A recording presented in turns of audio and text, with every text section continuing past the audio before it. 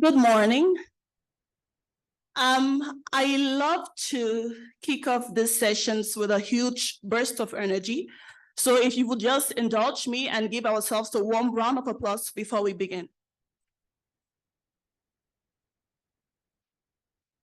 My name is Ly Butaki. I'm the Director of Communication and Outreach for AKADEMIYA2063, and we warmly welcome you to the AKADEMIYA2063 Board Seminar, a platform where we debate strategic issues for Africa's development agenda. And today, as you can see on your screen, we will talk about opportunities to advance the climate and bioeconomy agendas in Africa. Without further ado, please welcome our chair, Vice Chair of AKADEMIYA2063's Board of Trustees, Ambassador Catherine Cousin.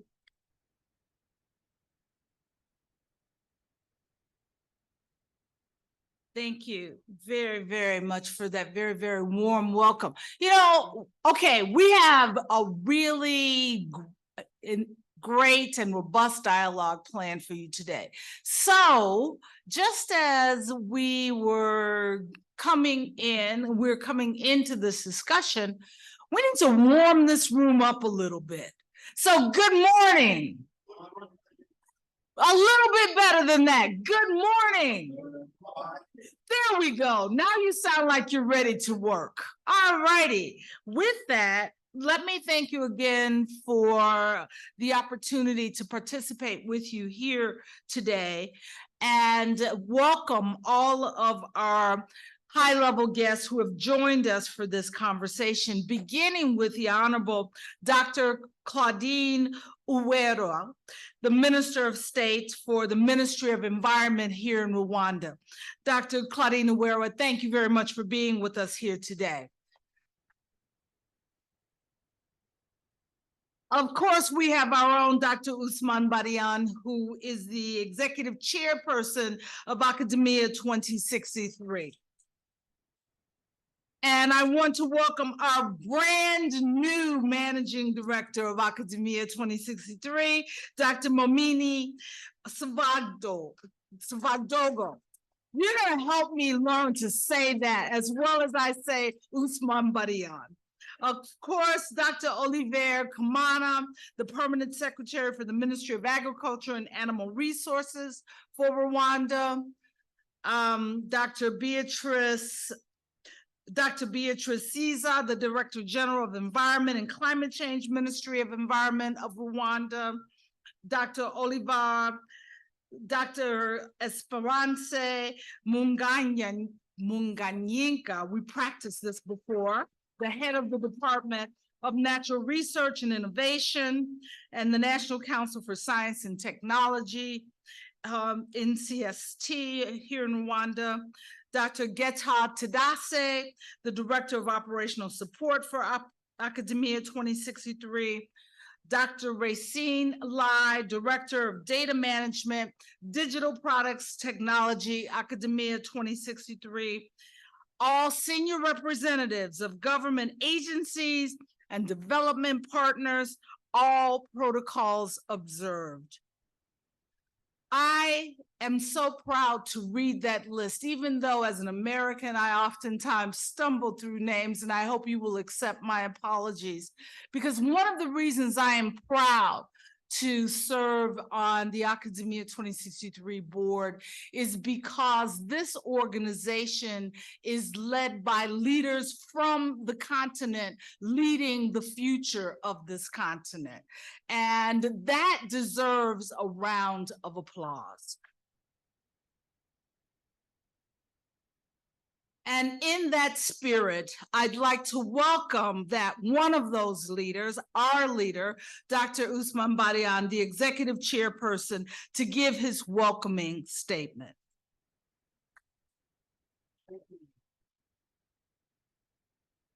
Good morning to all of you, and thank you for having taken time to join us here this morning. So my name is Ousmane Badiane. I'm the Executive Chairperson of AKADEMIYA2063. I would like to say a word of welcome to Her Excellency Minister of State Uwera from the Ministry of Environment for taking time to join us here. I know that Paes Kamana is on his way to here. I sent my greeting and welcomes before he gets here. Okay, he's there. Okay, so your seat is here, sir. So if you want to join, take it at some point. Thank you very much. So our colleagues from AKADEMIYA2063, member of our board, Vincent Gube, chair of the Finance and Audit Committee, with us, our managing director, Mumuni Savadogo, and all the friends and guests who are here, including my former colleague from the International Food Policy Research Institute, Professor James Warner, here with us. So it's good seeing you. It's always a pleasure. So thank you. This seminar is part of something we do every time we have a board.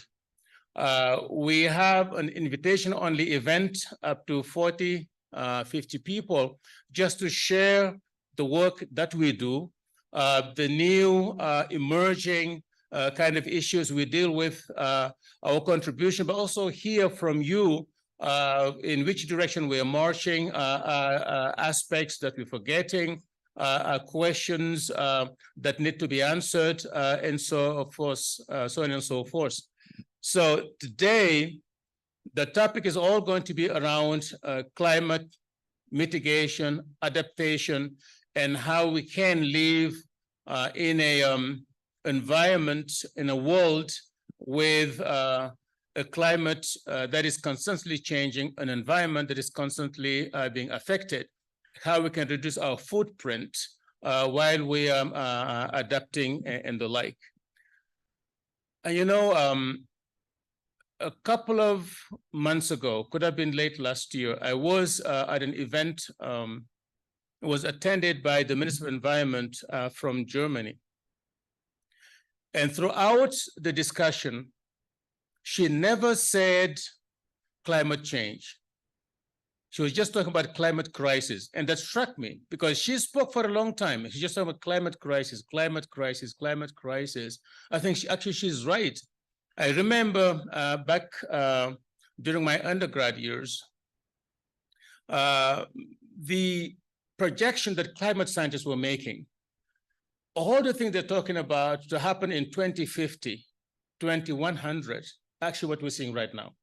Okay. So it's really beyond the change, we're now in the middle of the crisis. So we'll have to learn to live with a changing climate as societies everywhere in the world, and more importantly here in Africa. The Notre Dame Index that talks about vulnerability to climate change, which looks at exposure and capabilities to deal with it, shows how Africa is and will continue to be affected by climate change. It's a new norm, the new reality. How we live with that, how we move towards carbon neutral economies, how we learn to adapt to rapidly changing weather patterns, frequent weather extremes, and everything that comes with it. How do we maintain our conditions of living and improve them as we go? It is the most important question facing humanity today, besides the one of keeping peace around the world. So here in Africa, where we have so much in terms of unmet needs and what we need to do to improve the livelihoods of our people, there's so much we need to do around climate. At AKADEMIYA2063, we're trying to contribute to that, to support African Union member states across the continent to be able to advance the climate change strategy and the action plan of the African Union, to better understand how to get the maximum of they want under the Paris Agreement through the NDCs and the NAPs. We're doing that through data and analytics to clarify areas that are not very clear, to quantify ambitions, to create baseline, to help with the ex-ante analysis, to look at trade-offs that you have, and so on. And that takes a lot of work in very many different areas.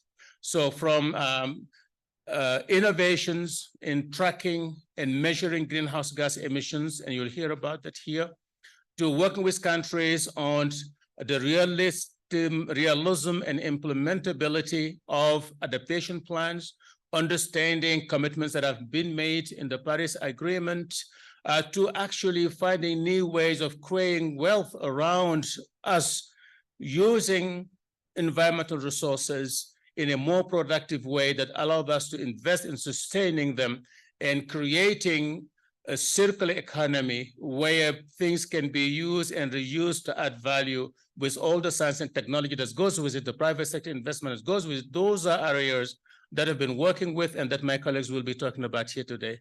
So we look forward to your comments, to your suggestions, and as you leave this room, please keep in touch with us through emails, whatever ideas, suggestions you have with us, most welcome. So thank you for joining us. Karibu sana.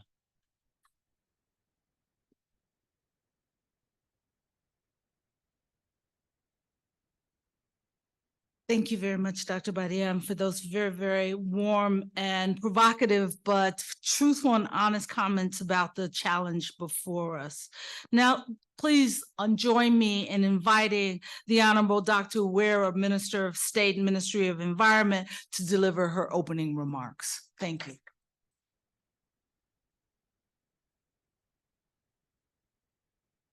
Oh, sorry.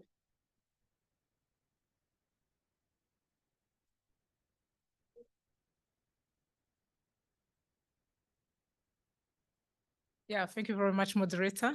And the Ambassador Etiran, Kazim, Deputy Chair, Academia, and the moderator of this session, and the Dr. Usman Badian, Executive Chairperson, AKADEMIYA2063, Dr. Mumini Savadogo, Managing Director, AKADEMIYA2063, members of AKADEMIYA2063 Board of Trustees, Permanent Secretary, Minagri, and all government officials, and the all protocol observed development partners here present, distinguished guests, ladies and gentlemen, good morning. So allow me just to give you a kind of warm welcome to those just who come from abroad, and most welcome again in Kigali, in Rwanda. I hope you are already enjoying this hospitality and unique experience of the land of 1,000 hills.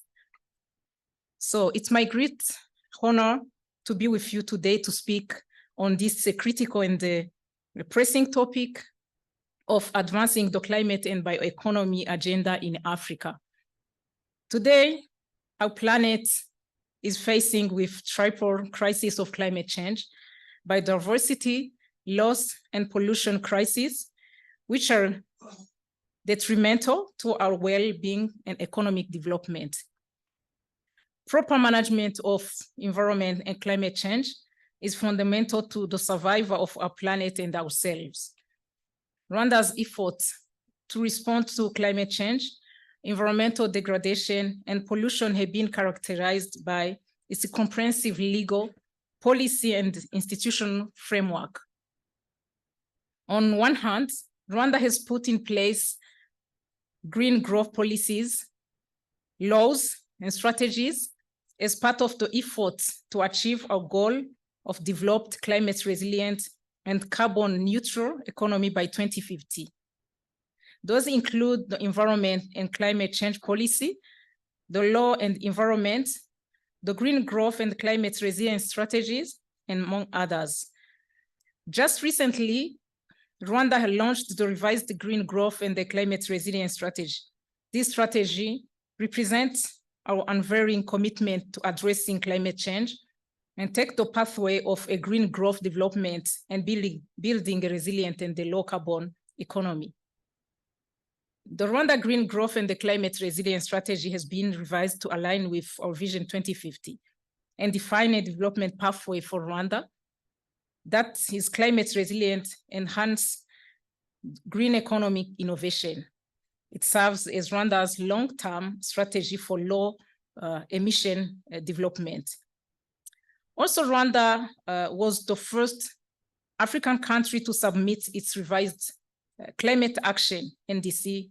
And in the plan, Rwanda has an ambitious target to reduce house gas emission by 38% by 2030, compared to the business as usual, equivalent to an estimated mitigation up to 4.6 million tons of carbon dioxide equivalent.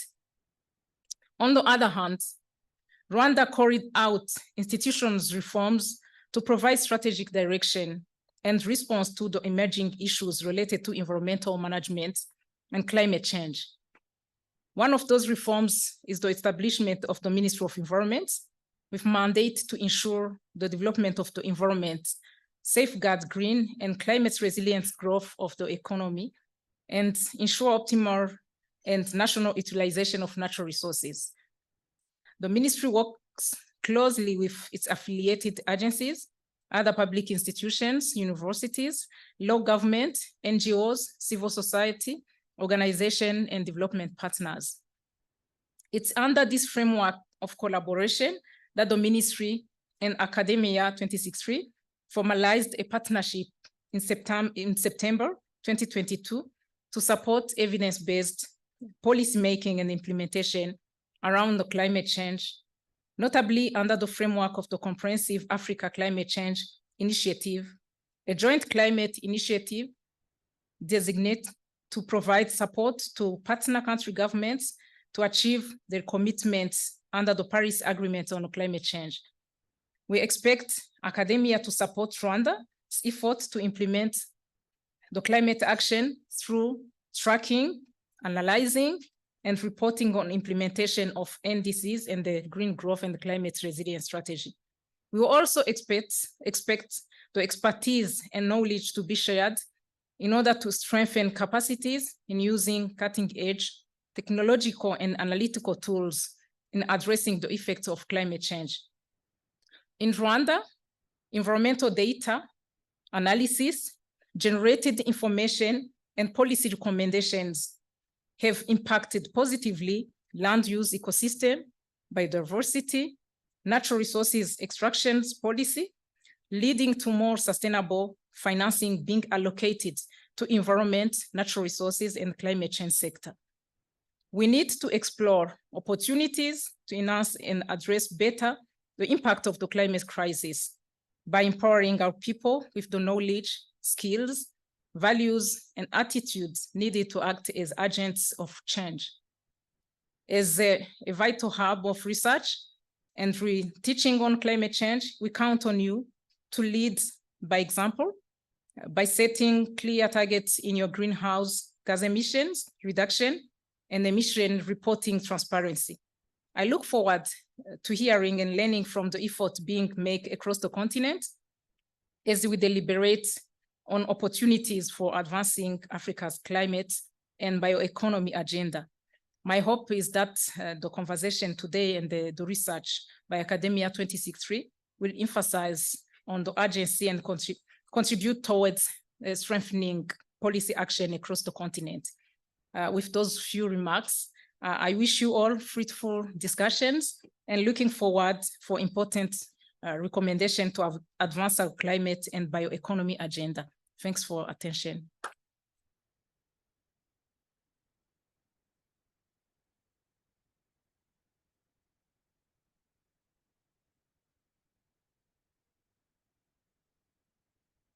Thank you, Madam Minister, and for those very important words that you delivered here today, and for again reminding us of the leadership role that Rwanda has taken on the environmental agenda.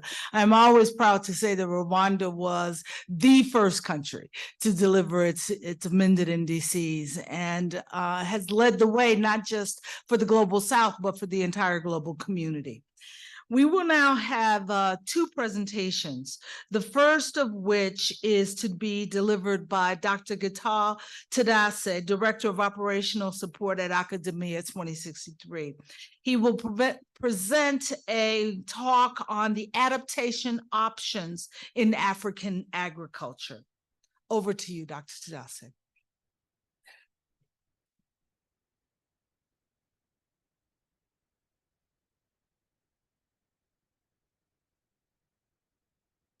Thank you.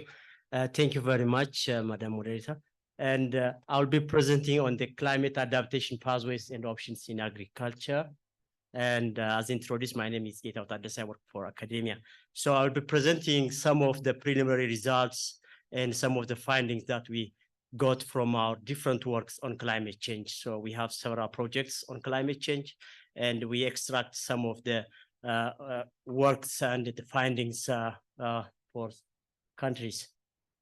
So, I mean, just to start with, I think we all know that climate change or climate crisis, as Usman said, is a global issue. It's a global phenomena.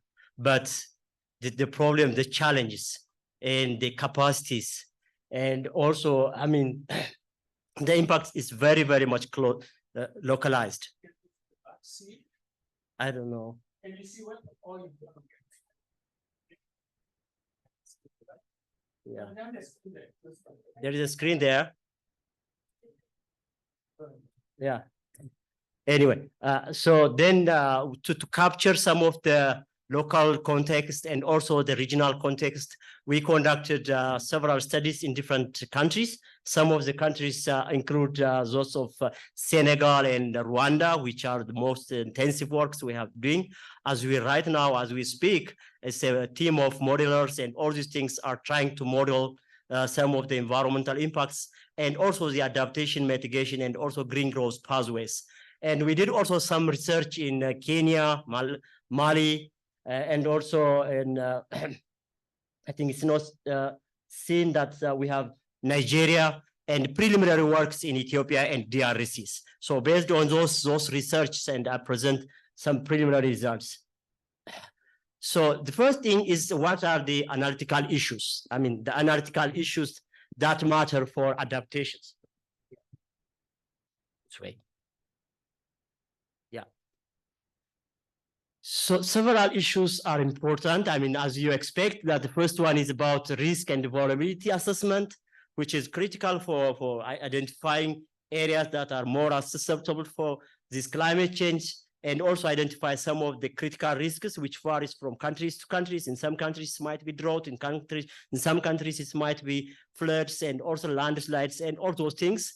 And also the vulnerability status can also vary from regions to regions. Most of the data we have at global level is at country levels. But we don't have at spatially disaggregated and subnationals, and also down to the village levels. So this is one of the areas where we can support these African countries. And the other one is we are also trying to estimate the economic impacts of climate change, which is more about loss and damage. I mean, it's one of the input for estimating the loss and damage of this climate crisis. And the other one is the most important one is the adaptation pathways. I mean, best practice. What are the best practices? I mean, many countries, including Rwanda, they have proposed a list of activities in their national adaptation plans, or the growing growth and the climate resilience strategies. So which strategy and which pathway is more effective and less costly? And all those things are, we use some modeling exercise, and then we try to predict all those things. And the most important option is to identify investment options for climate adaptation. And we do also, I mean, doing some effectiveness analysis, and also we are trying to develop some integrated M&A systems where the countries can track their progress and their achievements, because many of the countries, they have a lot of systems, including the MRV, the measuring, reporting, and verification systems. And some of the countries, they have a different platform for measuring mitigations. Some countries have a different platform for adaptations. So those has to be integrated and come together. And also it has to be aligned with the regional or continental initiative. As you know, the African Union here has adopted in 2022 a climate change resilience development strategy and action plan. So we are trying to align all these initiatives together so that we can track them, their progress all together. So those are some of the supports that we are providing, and we are doing some analysis, but I may not present any example because of, So in terms of risk and vulnerability, I think these are some of the preliminary concepts that we have for our analytical exercise. I mean, vulnerability is more about exposure, sensitivity, and adaptive capacity. And the two, the exposure and sensitivity measures impacts. And we have two types of vulnerability in our analysis. The first one is spatial vulnerability that varies from, community to community. So the communities some communities might be more affected than the others. So this is at a spatial level, and we measure this vulnerability based on some biophysical data, and then across households using some remote sensing data and all those things. This is very critical for targeting community level interventions. And in this case, we assume that climate change is a covariate risk. Covariate risk means that affects all the communities in the area. And the second one is the household vulnerability. In this case, we measure vulnerability at household level because the adaptive capacity, the assets, and all those things, and those varies from household to households. And in this case, we assume that climate change is idiosyncratic risk. That means it varies from households to households. So these are some of the terminologies that we use for our analysis. And resilience, we simply define as 1 minus vulnerability. I mean, this is the reverse of vulnerability. With those, I think for the spatial case, I just want to mention some examples. One from Nigeria and the other one from Senegal. So this map shows that the vulnerability at pixel level based on satellite image data. So we just use drought index, the drought index, and then interplay with population density so that we get that which area is more affected and more vulnerable to the climate change. So if you just see some of the dark red is more affected than the light green, the light greens and all those areas. So I just want to show that this type of analysis, this is very critically important because it helps us to target our intervention, where prioritize the communities, all this. This is at pixel level. For in terms of Rwanda, it's even lower than sector levels. So I think we are doing these things for these two countries, and we continue for the rest of African countries. In terms of household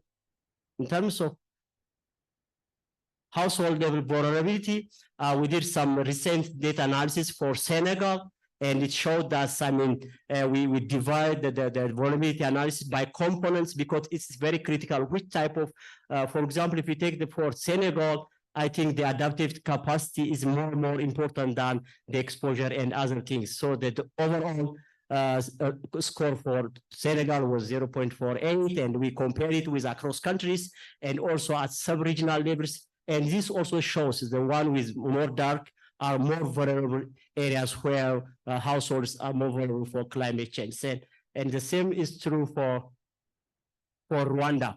So Rwanda used to, they did a vulnerability analysis in 2018. And then with new data that's coming from the Central Statistics Agency of Rwanda in 2021, and then we estimated a new vulnerability index and vulnerability analysis. And for your surprise, and in 2028, the score was 0.49, and which was led by different analysis. And for our analysis, it showed us the score has declined from 0.49. This might be because of some data issue. We are trying to explore it, or might be because really there are a lot of efforts that have been done, and then the vulnerability is getting better and improving, so that the lower the score is, the less vulnerable. So that then it's going down. And also in terms of components, in most African countries, including Rwanda, and the adaptive capacity is the most critical ones. The exposure, for example, in Senegal, the exposure level was a bit higher, but for Rwanda, the exposure is lower, but still the adaptive incapacity, we call it adaptive incapacity, is very high. And the overall indicator level is this. And we also disaggregated it by locations and all those things. So these are important indicators that we further analyze and then validate them and look at, compare over years, and then come up with some specific recommendations. With regard to the economic impacts of climate change, I think we did some economy-wide economic modeling to look at the ex-ante impacts. There are a lot of estimation at global levels, but those are not very specific to the countries and all those things. I think we did some estimations for Kenya, Mali, Nigeria, Senegal, and as I said before, the work for Rwanda is going on right now. And then these are some of the figures that we got in terms of annual changes in agricultural productivity, because we assume that climate change, the first victim is agriculture. So the agricultural productivity, we showed that's a very different, percentage reduction. Mali will be more affected, Mali and Senegal will be more affected than Nigeria and Kenya, but in all of this, the figures are big. I mean, this is compared to the business as usual cases. And look at also the GDP impact. I mean, in terms of GDPs, climate change is expected to reduce by, this big number, especially for Kenya and Mali, is very, very big number compared to the business as usual. That means if we continue doing what we are doing, then by the 2015, then the GDP will decline by this percentage. That is what we are trying to predict. And this is also on other, it's not, I know it's not visible, but I did it purposely because it's too much data. And it's just to show that climate change affects not only agriculture, but also the other sectors. For non-agriculture, in all the sectors, you see that it's below zero. That's a negative consequence on the value added. It's only few sectors, like the mining sectors and all those things, may gain some GDP growth, because people move from those highly victim sectors to a more less victim sectors, like the mining sectors and all these things. So these are some of the areas, but those are very short-term and temporary options, because the farmers and the victims, they have to move from one sector to the other, looking for a robust sector. So in all the cases that we show that a maximum up to 10% of their total value added from other agricultural sectors will be declined, and because of this climate sector. This is the same is true for Nigeria. And the other one, we predicted on effect on employment. How much that this climate change will continue to affect. Unfortunately, the effect is very, very severe for low-skilled workers. You can see for Kenya, Mali, and probably it's a bit different for Nigeria because of the economic structure, because it's highly dependent on oils and all those things.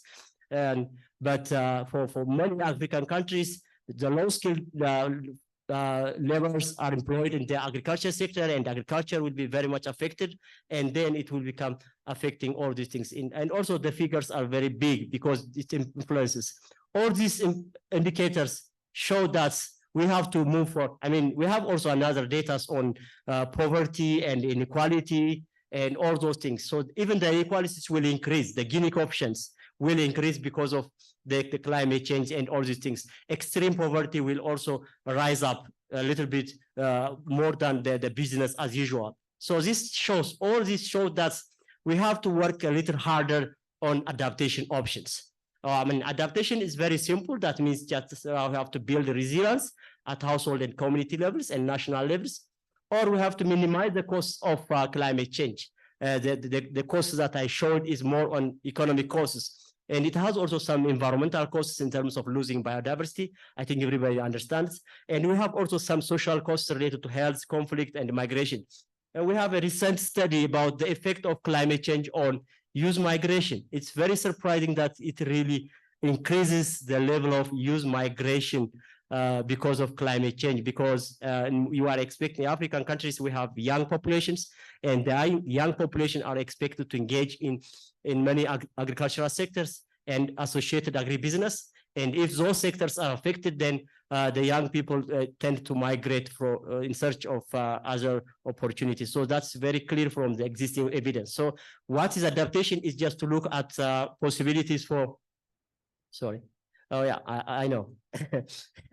And then what are the pathways for the adaptation? And after reviewing a lot of documents of the African economies, their national adaptation plans and all these things, we group them into 6. The first one is the ex-ante measures, which is about preparedness. Generally the early warning systems and all those things. Okay, it was maybe, yeah. Anyway, those are the adaptation options we have. It's not working, yeah. It's because of timing.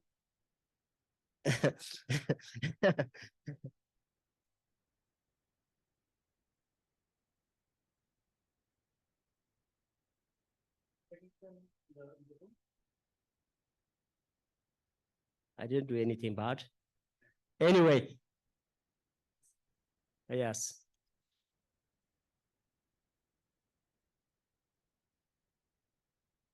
Yes. Yeah, the ex-ante measures, which can broadly categorize as ex-ante activities in terms of food reserve and saving in terms of, I mean, any cash or kind, and all these things are proposed.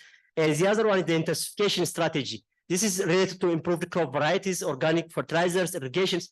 These are intensification because they tend to increase productivity. But we have also the third group, which proposed they have double advantage in terms of intensification at the same time with carbon sequestration, which is just like soil fertility management, afforestation, and all these things. And the other one is related to with livestock intervention, intensification with methane reductions, like expanding small livestock, improved rice cultivations. And this has a different advantage than the other options. And the income diversification options, which are agro-industrialization, livelihood diversification, and also, risk transfer intervention in terms of crop insurance and all these things. So what we do is now is just to look at which pathways are really more effective and less costly for different countries and all those things. And we did some preliminary analysis for Kenya and Mali, and these are some of the figures that, for example, in the first bar graph, you see that the soil and water conservation strategy has to be increased by 73% for Mali in order to compensate the productivity loss due to climate change. And the same is true for improved variety, the same is for irrigation, and the same for the other inorganic fertilizer applications. These are the level of effort that are needed to compensate the loss because of climate change. These are short-term prediction for compared to the 2018 levels for Mali and compared to 2019 for Kenya levels. So these are very indicative results showing that the level of required for adapting the adverse effects of climate change. And then we also reviewed some of the good practices for advancing these options. I think we see a lot of experience from different countries. One of the experience we saw is the decentralization of climate actions in Kenya. I think you have heard that during the African Climate Summit last time, the Kenyan president has signed a check for the districts, for the counties, for climate actions. And they have already a structure there, and there are committees at down county level. So that's a good practice that maybe other African countries can learn. And we also looked at the experience of Ethiopia in terms of risk-based intervention, adaptation actions. And they proposed for different risks. They outlined the different drought, flood, heat, and all those things, and all frost, and all those things. So they proposed specific interventions for those actions. And that's what, a good practice that we have to learn in terms of planning. And also we looked at the unified social registry system for social protection response in Mali, where we have a universal registry system where, development partners and all those guys are contributing to the same system of social protection. And the agroecology prioritization in Nigeria with focus in savanna zones, these are just a special prioritization and of interventions. And the good thing that we learned from Rwanda has a very good tracking system. They have the Ministry of Environment, they have established an integrated environmental and natural resource management information system, which is really a good system that we have to learn for other countries. And maybe it also can serve as a learning, a learning case for the continental dashboard that we are trying to develop. So these are some of the lessons that we got from our preliminary analysis, and we will continue doing those activities. If you have any question, you are welcome. Thank you very much.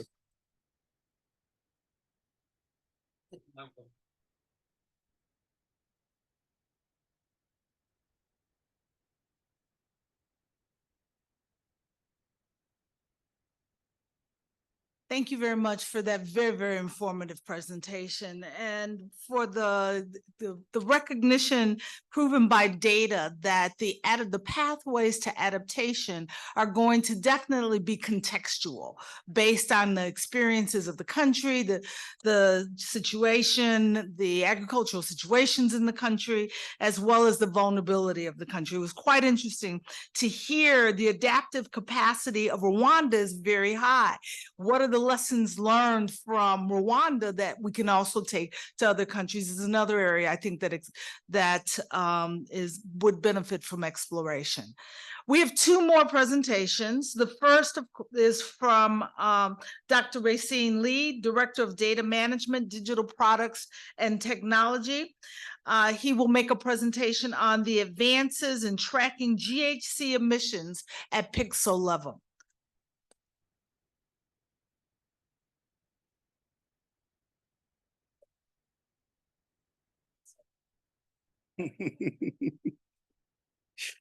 Single, right?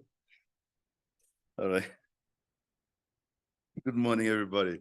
My name is Racine Ly, and I work at AKADEMIYA2063 as the director for the Department of Data Management, Digital Products and Technology. And thank you, my moderator, Ambassador Catherine Cousin, for the presentation.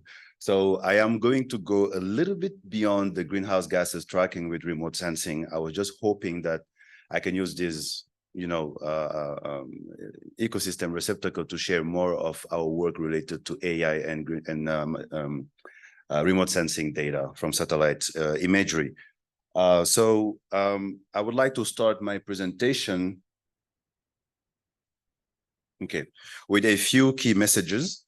I think my colleague Dr. Getao Tadese, but also the predecessors who taught also mentioned these aspects where we have an accelerated climate change impact. I think the whole debate around greenhouse gases or climate change is not because around the greenhouse effects. It's more about the enhanced greenhouse effect due to anthropogenic actions.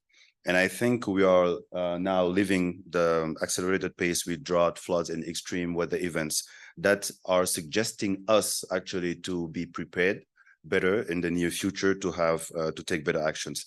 The second one is about data deficiency in Africa. We all know that it's a little bit difficult right now to have a clear assessment because of the type of data we have access to. And here we have a unique opportunity in Africa to use satellite remote sensing data to bridge that gap and have a better assessment of our situation in terms of climate change, but also take better decisions in the near future. To add another layer of analytics, we have also the new concept of precision adaptation and mitigation that we see more and more in the literature. And it's more about using machine learning to analyze the massive data that we get from satellite data and to have insights there. For example, about mitigation plans and optimizing crop management and water resources. And finally, and I strongly believe about this one, it's an international collaboration. Fighting against climate will require actually international collaboration. And I think Africa has a lot to share in terms of data, because only even about the diversity of the data, the trends that will improve the accuracy of the climate models, but also in terms of resiliency strategies. So in my presentation, I'm just going to share the bulk of our work related to that, and going from predicting food crop production to draw risk and vulnerability that my colleague, Dr. Tadese, talked about, and also about the greenhouse gases, all the way to advances in forecasting time series data with remote artificial intelligence. Here, just as the foundational philosophy about using input data and machine learning, the way we are using that is we have a situation where you need to have actually the input data to assess the current, let's say, situation or impact or shock. And from there, before you take a decision, there are three aspects usually that might have an impact. The first one is the judgment, the prediction, and the training. So today we're in Rwanda, for example, wake up in the morning. If the the sky is cloudy, it's windy, we're in the rainy season. That is the assessment that we're taking, the input data. So our judgment and our training is helping us to make a prediction that it might rain, for example. And then we take an action, we take an umbrella, or we take a code, and then we say, okay, let me do that. Maybe the outcome is it's useful because it rained. Maybe it's not because it was a sunny day like today. But in both cases, actually, there's a feedback loop that will come back to the judgment and the training for the next time. So here, what we are trying to do is to project this in the agricultural sector, but also in decision-making by improving the input data, by relying on satellite data and the predictions by using artificial intelligence. So those are the two areas that we are trying to have an impact, since judgment and training are more subjective and depends on the leader that has to take the decision. Now I will start with the food crop production forecast, which is the fourth program at AKADEMIYA2063, which is using remote sensing data and artificial intelligence to predict food crop production and yield before the harvesting period. That way, countries and governments' decision and other policymakers can have now the information about what might happen in the near future with the good accuracy in terms of, for example, how much production I might expect, and from there now they can strategize how much should I sell, how much should I trade, how much should stay in the country for food security, and so on. The key aspects are first, having the information before it happens with a certain level of accuracy and having the spatial disaggregation. So here you see an example of the type of data we collect from the satellite, land surface temperature, the vegetation index, and evapotranspiration. But what we need to make an emphasis here is that this type of data is not only one layer of information. You have several layers of information that needs to be analyzed. And that's why you see the second image is a cube. Basically, for each time frame, you will have actually one layer of information. It's a massive amount of data only for a country, but here we are targeting the entire continent. Therefore, there is a need actually to use emerging ways of analyzing the data and the trend and make predictions. And that's where actually the machine learning comes in and become very handy. And the type of machine learning we are talking about here is, for example, having your data set, you divide it in two parts. The first part is where you trained your machine to learn the interrelationship between your parameters and learn now how to predict your target values. As an example here, you can see the input X, for example, those are the parameters I just talked about: vegetation index, rainfall, temperature, soil information. And the labels Y are your targets, production. That's what I'm trying to predict. And then now we feed those two parameters to the machine that will take a first guess. And then we compare that guess with a part of the data set that you put aside for comparison. The whole process of learning is to reduce that difference between what the machine is telling us and what we know, until we reach that sufficient residual between the two parameters. Once it is trained, that's what we call the AFCP, the Africa Crop Production Model. I'm inviting you to scan the QR code, or once we share the presentation where we have the scientific publication, if you want to have more details about the accuracy assessment and the way we built the model. So all in all, here what we do at the beginning of the rainy season, we go to the satellite, interrogate it, get all the data and feed it into our model that we train, and ask the model, what do you expect in terms of production based on what you've learned from the near past? So here we are looking of data for the last 20 years. Sorry. Now, what is interesting also is that those parameters are climate parameters. So if there is any change in the climate pattern, that will impact also the production that we should expect. That's where actually the climate change link comes in. So what to expect in terms of visualization? So these are screenshots of, for example, here, I think it's maize production in Kenya in 2023, and it's at the pixel level. It's interactive. Once you click on it, you have the value in metric tons. The same here for Malawi and also for Mali. So we are covering so far 47 countries and 9 crops, where actually we provide those forecasts online, and it's available 24/7. There's no need for registration, nothing, it's just open source. Another layer of information is we provide also the same inputs for the last 20 years. For example, here for Mali, when you click in the blue area, you have the history of the NDVI, land surface temperature, vegetation index, and rainfall for the last 20 years. So it means that now you can analyze and see if the year we're in is a special year in terms of disruption or not. Is it something we've seen in the past or not? Just to bring more explainability about those forecasts.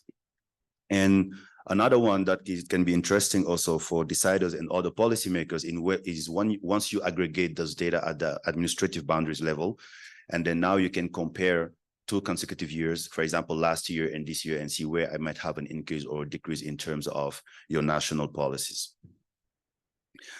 And lastly here for the AGWA, the Africa Agriculture Watch, is the series of publications. So for each forecast for each country and crop, we publish actually a brief that can give you the facts and a snapshot of what is going on in the country. We did that also for the Ukraine crisis, the COVID-19 crisis, scientific publications as well related to artificial intelligence, and for the Comprehensive Africa Climate Change Initiative, where we also have their field notes. So you have the link here if you would like to have access to those documents. And here is also another innovation we are working on. So it's very interesting because now if you look at Google Maps, for example, in above a cropland, everything is green. No one can tell you this is maize or this is millet, it's green. Now, what we are trying to do here is that, is it possible to add an additional layer of analysis from satellite data and machine learning to identify crops by type? And you can see here the use cases, for example, running this model several times can help you assess crop rotations. It can help also see like what is the extent in terms of agricultural lands in the country in near real time. So this is something that we already did for one part of Senegal, and we're extending it for the country and even for Rwanda. We also have a collaboration with the Ministry of Agriculture working on this topic. I'm not going to spend time here because my colleague already talked about it for the vulnerability and risk. But here, I think the main philosophy is that if you don't know what would happen in the near future, at least to know where are your weakest points. That if a crisis hits, at least you know where to immediately go and have an action there to relieve communities. That's the main idea that we put here in terms of population in collaboration with Dr. Tadesse to see those. It's a typology where you have, for example, high draw, low population density, high draw, high population density, and so on. Now I'm going to the greenhouse gases emissions. So there are 2 things to understand here, or I would like to share with colleagues here, is that the sun is always sending lights to us. We cannot do anything about it. We cannot stop the light unless we're able to go in the cosmos and do something there. But what is going on is that once we observe that light, we also radiate that light. Earth will radiate back that light to the cosmos. That's where actually the whole debate about climate change is about. Because if we emit greenhouse gases, actually they will absorb those radiation and send them back on Earth. That's the global warming. It's, for example, adding an additional blanket around Earth. And when we analyze, for example, when you look at this graph, you will see that the main gases that are absorbing those radiations are water vapor, so basically cloud cover. So cloud is a greenhouse gas, even though it's not very mentioned in the literature. Carbon dioxide, oxygen and ozone, methane, nitrogen oxides, and Rayleigh scattering. So when you look at the right side of the graph, where you have radiation from Earth to space, those are the gases that we are monitoring. Where exactly it will have an impact? If you look at Earth atmosphere, the closest to us is the troposphere, from 0 to 10 kilometers, which is here at the bottom. So that's where actually we are, let's say, monitoring the data from satellite sources, and I will explain how. It's an experiment that some colleagues did. You have a layer of a gas, let's say, for example, carbon dioxide. You send light, and you would like to see how much light will go through that layer and to the wall. And actually, this is a perfect example. We have that light. I'm the layer of gas, and you have here my shadow. So the transmission of the light going through me actually is 0, because nothing is going through me to go on the wall. But if, for example, there's a gas, we can expect that part of it will go. That's what you have on the y-axis here, transmission. And what they realize is that if you put carbon dioxide and also methane, you see that there's a lot of light that is being absorbed by those gases. They're not going through. The transmission is less than 1. And that will tell you the amount of gas you have on that layer. That's actually the main experience. Imagine now you have that on a satellite. So that's what happened also with the colleagues at the European Space Agency. They put that kind of tools or sensor online, on a satellite as a payload. And then we use that to compute the concentration of greenhouse gases above some land use and land covers. And here in particular in Senegal, we did that above croplands in the non-agricultural activities, sowing season, growing season, and harvesting periods to see now what are the dynamics in terms of methane emissions. What we've learned so far here is that from the dry to the sowing season, there's a significant decrease in methane concentration. And then the reason for that can be like several of them. We don't have yet, let's say, a bigger cause or a prominent cause about that, but it can be the weather shift, the stubble burning, or to plowing, mulching, crop residues reintegration. And that's where actually you give the information to the policymakers that will investigate more and know what is going on there. And from sowing to growing stages, the methane concentration increase for the same zone. And there we can also talk about soil preparation, the fertilizer choice there, and also the water management and crop choice that might explain that increase in methane concentration. And from growing to harvesting periods, the methane concentration remains relatively stable. And here and there, we can have a slight increase. And there it's associated with a decrease in photosynthesis and reduced crop activity. So finally here, when we look at what we observed, we did an experiment with 2 groups of crops. The first group is maize, millet, and sorghum, and the second one is groundnut for the same area. And what we realized here in the x-axis, you will see the dry sowing, growing, and harvesting. There's always a decrease between the dry season all the way to the sowing season. But after that, there is an increase. For example, the first group, millet, maize, and sorghum, it's almost linear all the way to the harvesting period. But here for groundnut, we see that after the harvesting period, it's decreasing a little bit. So that is a very interesting trend that we learned from using the data and adding an additional layer of analytics. And interestingly, the second one also is rice cultivation. So the first one is in green. It's actually rain-fed rice cultivation. And the blue one is the irrigated rice cultivation. What we realize here is in the growing season, irrigated rice cultivation is emitting less greenhouse and methane actually than the rain-fed. And also here you see that for the rain-fed, it's always increasing all the way to the harvesting period, while, for example, for the irrigated is decreasing between the dry season and the sowing season. So this is very interesting in terms of timing, for example. If you would like to develop your strategy to reduce greenhouse gases in a country like Senegal, when exactly do you want to do your rice cultivation?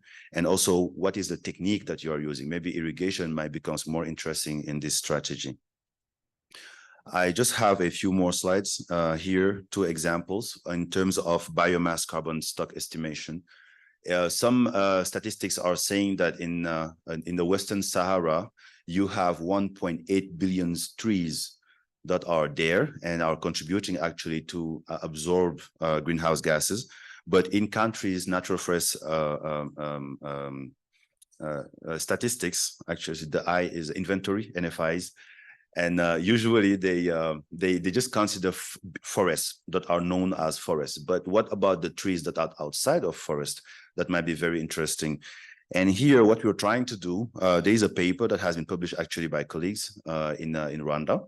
But what we're trying to do is to make it a little bit simpler that might not need to do a lot of training. By just using Google Maps, you go Google Maps, you collect the data, and you're able actually to count trees and now measure the, measure the crown size. Here, it's because of the light, but you see small red squares around the trees. The first step is just to take the data and be able to count those trees. And then we are at the step where now we're measuring the crown size, and from there we use holometric models to estimate the carbon that they have in the biomass. Now, once we get there, get the information to countries to use that in their assessment in terms of their how much greenhouse gases they can also sink. One last, before the last one, is actually the mapping of soil nutrient content. So here, this is also a very important work because it helps also in terms of carbon sequestration. It helps also in terms of nutrient cycling, how it decomposes and then the mineralization of the soil, and to enhance crop yield. If we enhance crop yield, we can expect more greenness, therefore more photosynthesis, therefore less emissions, or let's say more sinks. So this is a work we start to do in Senegal, where this is our first map of sodium, that we have 15 nutrients that we are mapping using soil samples, but also artificial intelligence to do that mapping at the national level. So we are working also to collaborate with colleagues to see how we can expand that to other African countries with reanalysis using the AFSIS data with additional sampling data to make it more accurate. And finally, my last presentation, the slide is about predicting let's say time series data, climate time series data. Today, if you take machine learning, for example, you won't like to make a prediction in the next, let's say 2 months, it will be difficult. The more you go in the future, the less accurate it will be. But climate models, actually, they are using constitutive equations. That's what allows them actually to go far in the future. And even there also, there's a small aspect of accuracy that needs to be encountered when building those models. Here, the idea is how can we actually build machine learning models, meaning that we won't depend solely on constitutive equations, but only on the data. Let's the data talk. And now we're able now to make a prediction for the next 6 months using only the deep horizon model that is called TIDE. And then now, if you see this graph, this is the prediction of 1 pixel for temperature of 2 meters above ground for the next 6 months, and prediction and what we observed. Now, if you look at, maybe this graph is more compelling in terms of understanding, it's the difference between the actual value and the predictions. You see that there, it's very centered around 0. And if you just look at the histogram, you see that those data that are diverging from the real value are just a few of them. So the model is working very well. We are working on deploying it actually on Agua as well. So all of these tools will be deployed on the Africa Agriculture Watch platform. So as a conclusion, I just wanted to say that there are several opportunities that we need to seize actually in terms of using Earth observation and also artificial intelligence for predictability, for granularity, to inform actually our strategies when it comes to climate change or climate crisis, where actually we can have the insights and the information to have like a better action on the ground, hopefully to have the better outcome with the graph that I presented earlier. And then I think here what we're trying to do is to provide that data layer and analytics to make sure that we have an idea about what would happen in the near future. If we cannot have that information, at least we know where when it hits, it can be very detrimental to our communities. Therefore, we are still informed to take decisions. So thank you so much for your attention.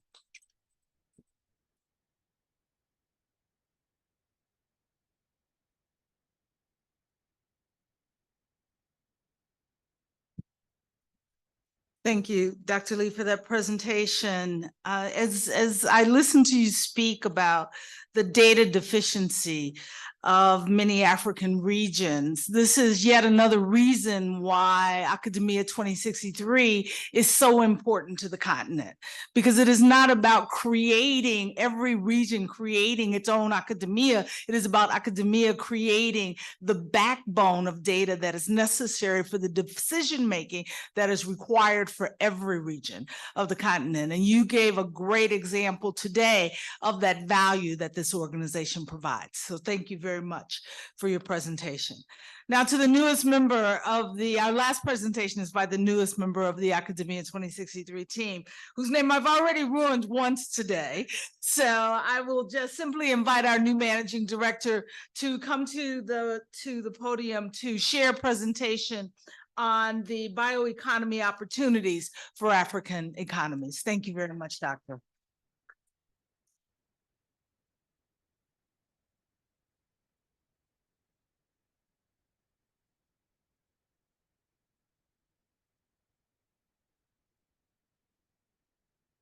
Thank you very much. Our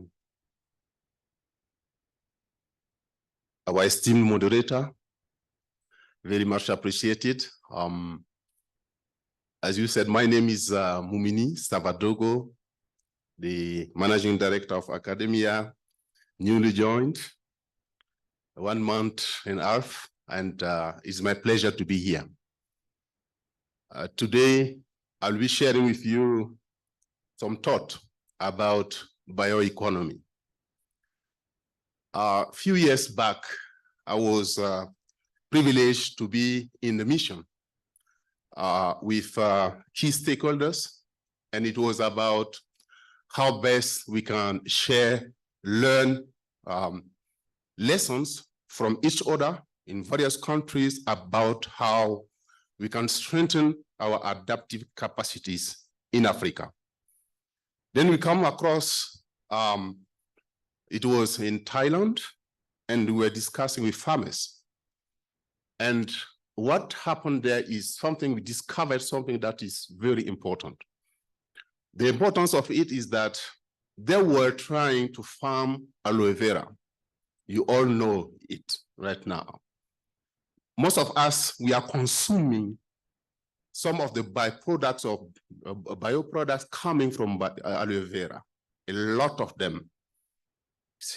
But through this, they are able, through science, technology, to develop in such a way that not only producing aloe vera for adaptation's sake, but then how to improve their economic value of aloe vera, making sure that we use all processes that are necessary to derive necessary byproducts that have high value. And today we know how aloe vera is really something that is across the world. Same goes for other products as well. So today we are going to look at some of the opportunities that are attached to the bioeconomy. This presentation is based on a Malabo panel, Malabo Montpellier panel. Some of them are here, and we really appreciate the work that they are doing. This panel is composed of now 17 top-level experts that are given strategic directions and orientations, and also steering very meaningful dialogues among policymakers, but also with other actors, and how best we can move forward the economy of our continent and then bring forward prosperity and inclusive sustainable development. So this report, particular report, have been issued last year that was about bioeconomy. And that's what we are going to talk about. I will be going with you through a number of points. First, let's look together at what is the definition of bioeconomy. When you talk about bioeconomy, what is it? And that's why exactly I started with the example of aloe vera. We will also look at some of the continental and regional governing frameworks that are really conducive to the development of bioeconomy in our continent. We look at some of the opportunities that can be created through the bioeconomy, and then, of course, some of the enabling environment, and we look concluding with some key experiences. That is at the heart of the process and the approach of the MAMO panel, deriving from best practices and then steering dialogues to improve. So let's look at the definition of bioeconomy. What is bioeconomy? When you're talking about bioeconomy, we are looking at the use of biomass, which means that you have to produce and you have to use it based on science, technology, the up-to-date technology that you have in order to maximize the benefits in a sustainable manner. And this is very important. Let me bring it down a bit so for us to try to understand. I gave you the example of aloe vera. I can also add one example from orange fruit. Some of you I'm sure if you have taken some drugs this morning, if you read very carefully on the composition, you may find some products, extracts from orange fruit over there, in particular, the pulp. This is so important. And Korea, one day we're discussing with some farmers producing a lot of orange over there. And then what they are saying is that, look, the most important value we are extracting from orange is not actually the juice. Juice is good, but we are not targeting. We produce orange, not targeting the juice. We target the extract that have been used and integrated into the pharmaceutical companies and the industry. And that gives it a high value product. That's what we are looking at when we're talking about bioeconomy, how best we can use our resources in a sustainable manner, adding really value to it. So this, of course, will contribute to green economy, transition to a green economy with less carbon footprint. It will also, of course, be based on science, technology, and also gives high value. But that high value is not only on the sum of the aspect of the ecosystem services that we have through those products, but through all the ecosystem services. It will cover the provisioning, the regulating, the cultural, and the supporting services. All those services are attached to our resources, and we need to make best of use of them.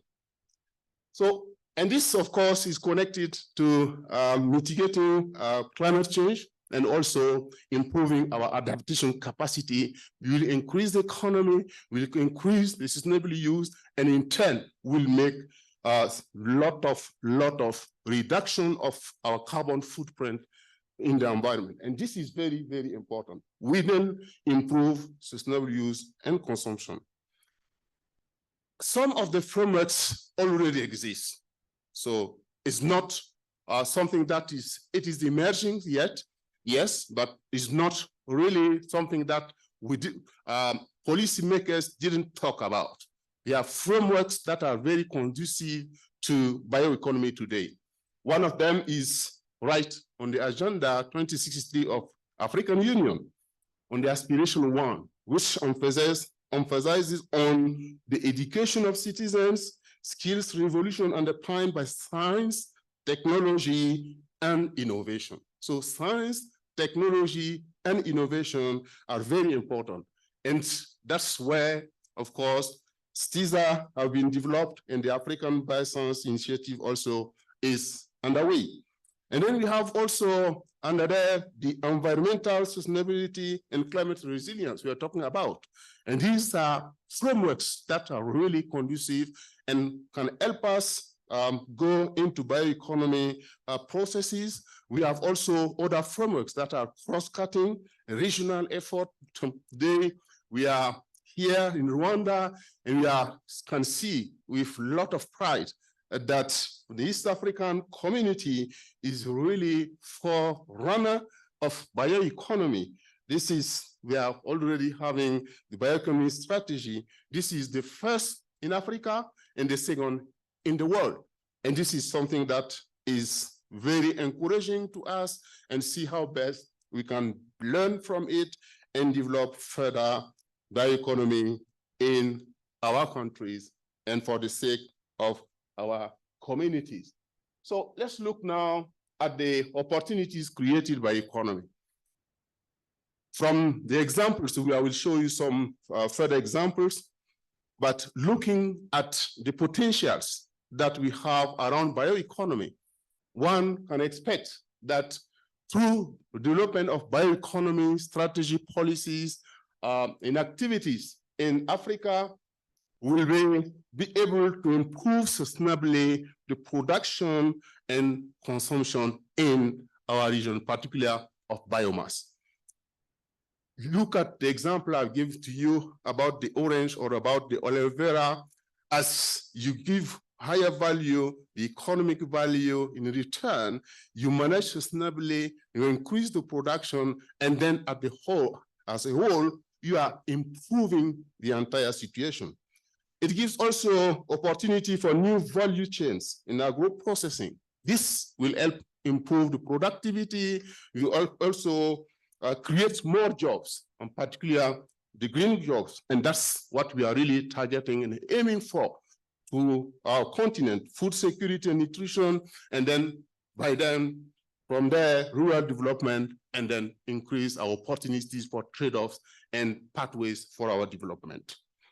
Now, to do that, we will need enabling environment. And this, yes, we need it. Yeah, sorry. Yeah. Okay, yes, sorry. So we'll need enabling environment. And of course, in Africa, we have a lot of improvement going on with regard to enabling environment. In terms of governance, we need to have governance structures that are conducive.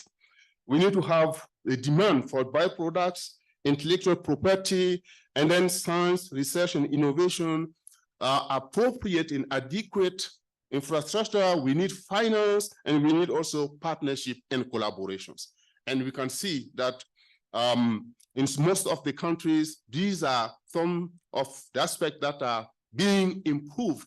And exactly why, as AKADEMIYA2063, we are working to provide data and analytics to help improve all these enabling environment we are having so that we can make better use of our environment sustainably.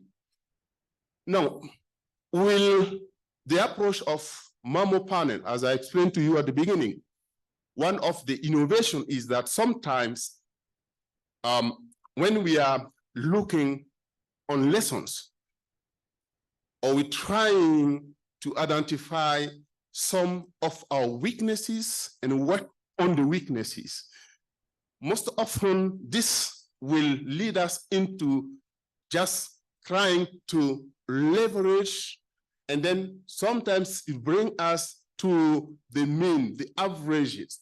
But when we want to go beyond that and get into really excellence, then we need to look at our strength and build on our strength.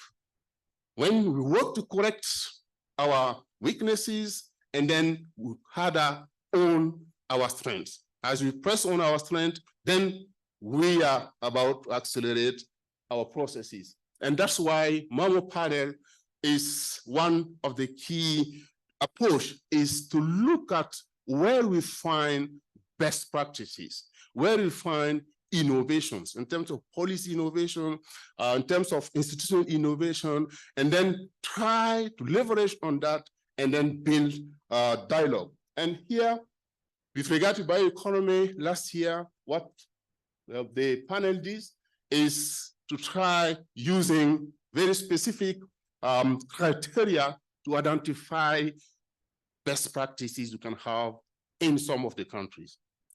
And we come out with 4 countries.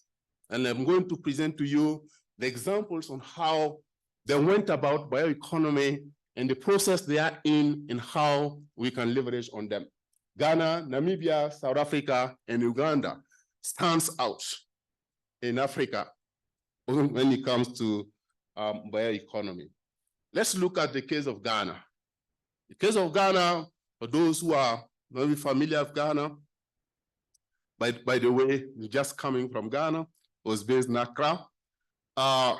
What they did is really something that is fabulous. First, they have CSIR, which is the Council for Scientific and Industrial Research. And where they are really supporting, they are receiving 50% of agricultural research development funds coming to them. And as a whole, the public funding that is coming to CSIR is around 80%. That's a lot. It means that they are putting science and industrial research at the heart of their development. This is important. And then within that framework, we developed a specific institute, which is the Cocoa Research Institute of Ghana and the board. And this one is a kind of limited liability center that can develop private activities and support private activities development. This is so important. And this is something that triggers the process of development of bioeconomy. So they are concentrated on three things: cocoa, shea, and also they were working on cashew. Let me give you the example of the cocoa. What they did is first, through science, they have developed disease control measures. You know that the diseases are very important in affecting a lot on the productivity of cocoa, and then they worked to reduce the loss in that side, controlling disease. As they control disease, they also work on the chemistry level attached to cocoa.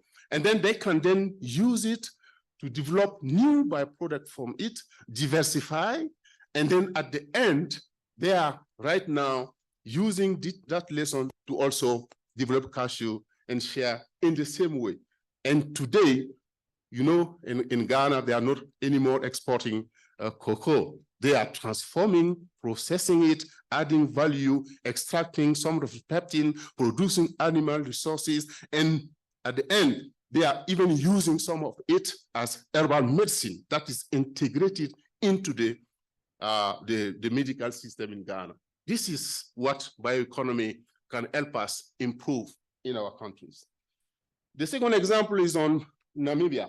Namibia is hotspot of biodiversity. I think we are most familiar with it. And then here also the focus was on science and research. And this is important. But I want to focus on the fact that they have very clear vision about how they want to manage the biodiversity, but also they have developed a dedicated, right now under development, trying to have a comprehensive and dedicated bioeconomy strategy. But meanwhile, they are developing some project on bioeconomy. Among those projects is one trying to develop and value the most, you know, some of the drylands. You know, drylands have really potential. They are in terms of biodiversity, in terms of other products. So what they are trying is to use the succulent plants, okay, on which, you know, they consume less water, but also they have potential for a lot of biomass, which can be extracted as feed for animals, but also can have some extraction of, in terms of their composition to process other resources, including bioenergy. And this is something that is ongoing and can be used further. And this is a good example we can also learn from. We have the example of South Africa. In South Africa, here we have really world-class innovation environment that they are put in place. That is driving the process of bioeconomy development in there. And this is very important. They have very important institutional framework that is supportive. They also have finance, investment. They have a very attractive intellectual property mechanism in place. This encourages people to innovate, and this is so important. And then this leads them to have programs that's guiding investment for stakeholders in the world. One thing you must note through all this is the importance of the private sector within the system. For example, in their board, with the research group, they are having in the board, 50% of members, at least, are composed coming from private sector. And this is important, that private sector be very much involved in the process, because at the end is the private sector that will take it up for further development. And then lastly, let me share with you the Uganda case, where also they have developed a kind of hub. Okay, this hub is a hub, a research, science, technology, development, they are promoted incubators, and then they are also drafting a bioeconomy policy right now. This is in the process, and I know that in Rwanda, we believe that very soon Rwanda also will be part of the leading countries in bioeconomy. They are thinking about it, and really, we know that we are ready to also support them in the process as much as we can. So from that report, after learning lessons from the best practice of the 4 countries, come together into a panel discussion, into a forum, and then from there derived key recommendations I would like to share with you, and then I'll end here. Those recommendations are, first, you have to identify gateway sectors through which you can initiate the development of your transition to bioeconomy. You need entry points, right? You need very good entry points. And this is something that is very important. I've shared with you, some of the examples. You need also to strengthen the research and development, and particularly the linkages between research and development and market. If you don't know the market, it will be difficult for you to penetrate the market, to respond to the need of the market. And this is where research and development needs to be connected to the market. You have also, of course, the demand side of bioproducts and also biosolutions. You need to make it known, to advocate, so that people can know about it, and then you create that demand. And that demand will, of course, stimulate better and further production as you produce good quality, high quality products that are really sustainable production based. Then you will attract more investment, more opportunities for investment, and then you can go further. You have to regulate, of course, the sustainability incentives. Make sure that what you are doing is sustainable.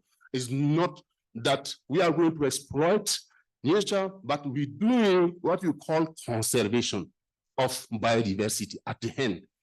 And that word conservation means sustainable use and preservation of the resources. And this is very important. To do that, we need to have right incentives. And of course, as I said, you need to have national advisory boards. And this board must be very inclusive with a very important contribution from the private sector, and that will help the process to be guided enough for the development of bioeconomies.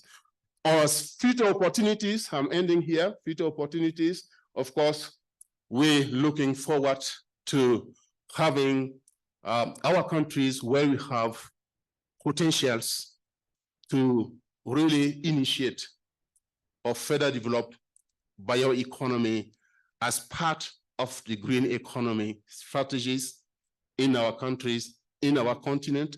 And as AKADEMIYA2063, we avail ourselves. This is our role, to provide necessary data, necessary strategic guidances that can help our countries to embrace bioeconomy and improve sustainably our economy and bring prosperity to our communities. Thank you very much for your attention.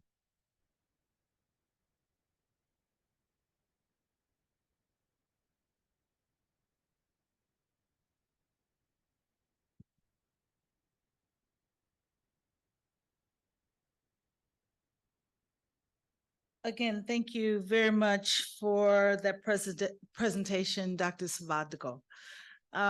The reality is, as I listen to you speak today, there's so much out there that is happening at the research and development level. And as AKADEMIYA2063 creates the platform of information of where the opportunities present themselves, the challenge then is to ensure that governments have the capacity to make use of that information for scaling up those opportunities. So this was a quite critical presentation as we continue to develop the role of of this organization in providing that level of information necessary for governments to continue to maximize, as you said at the end, the opportunity for prosperity across the entire continent, particularly as you noted here today from the bioeconomy. Let me very quickly move to our panel, and I am going to ask my panelists to join me on the stage quite quickly because we are a bit behind schedule. So if you can come up.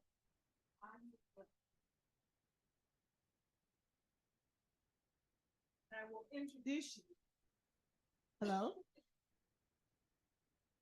This mic's not working.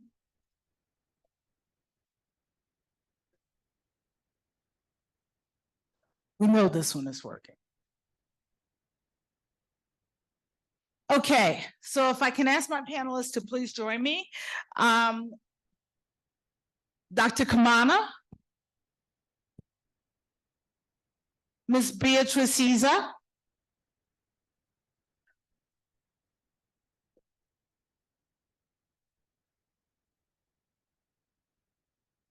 Dr. Munganyinka, and last but not least, Dr. Savadago.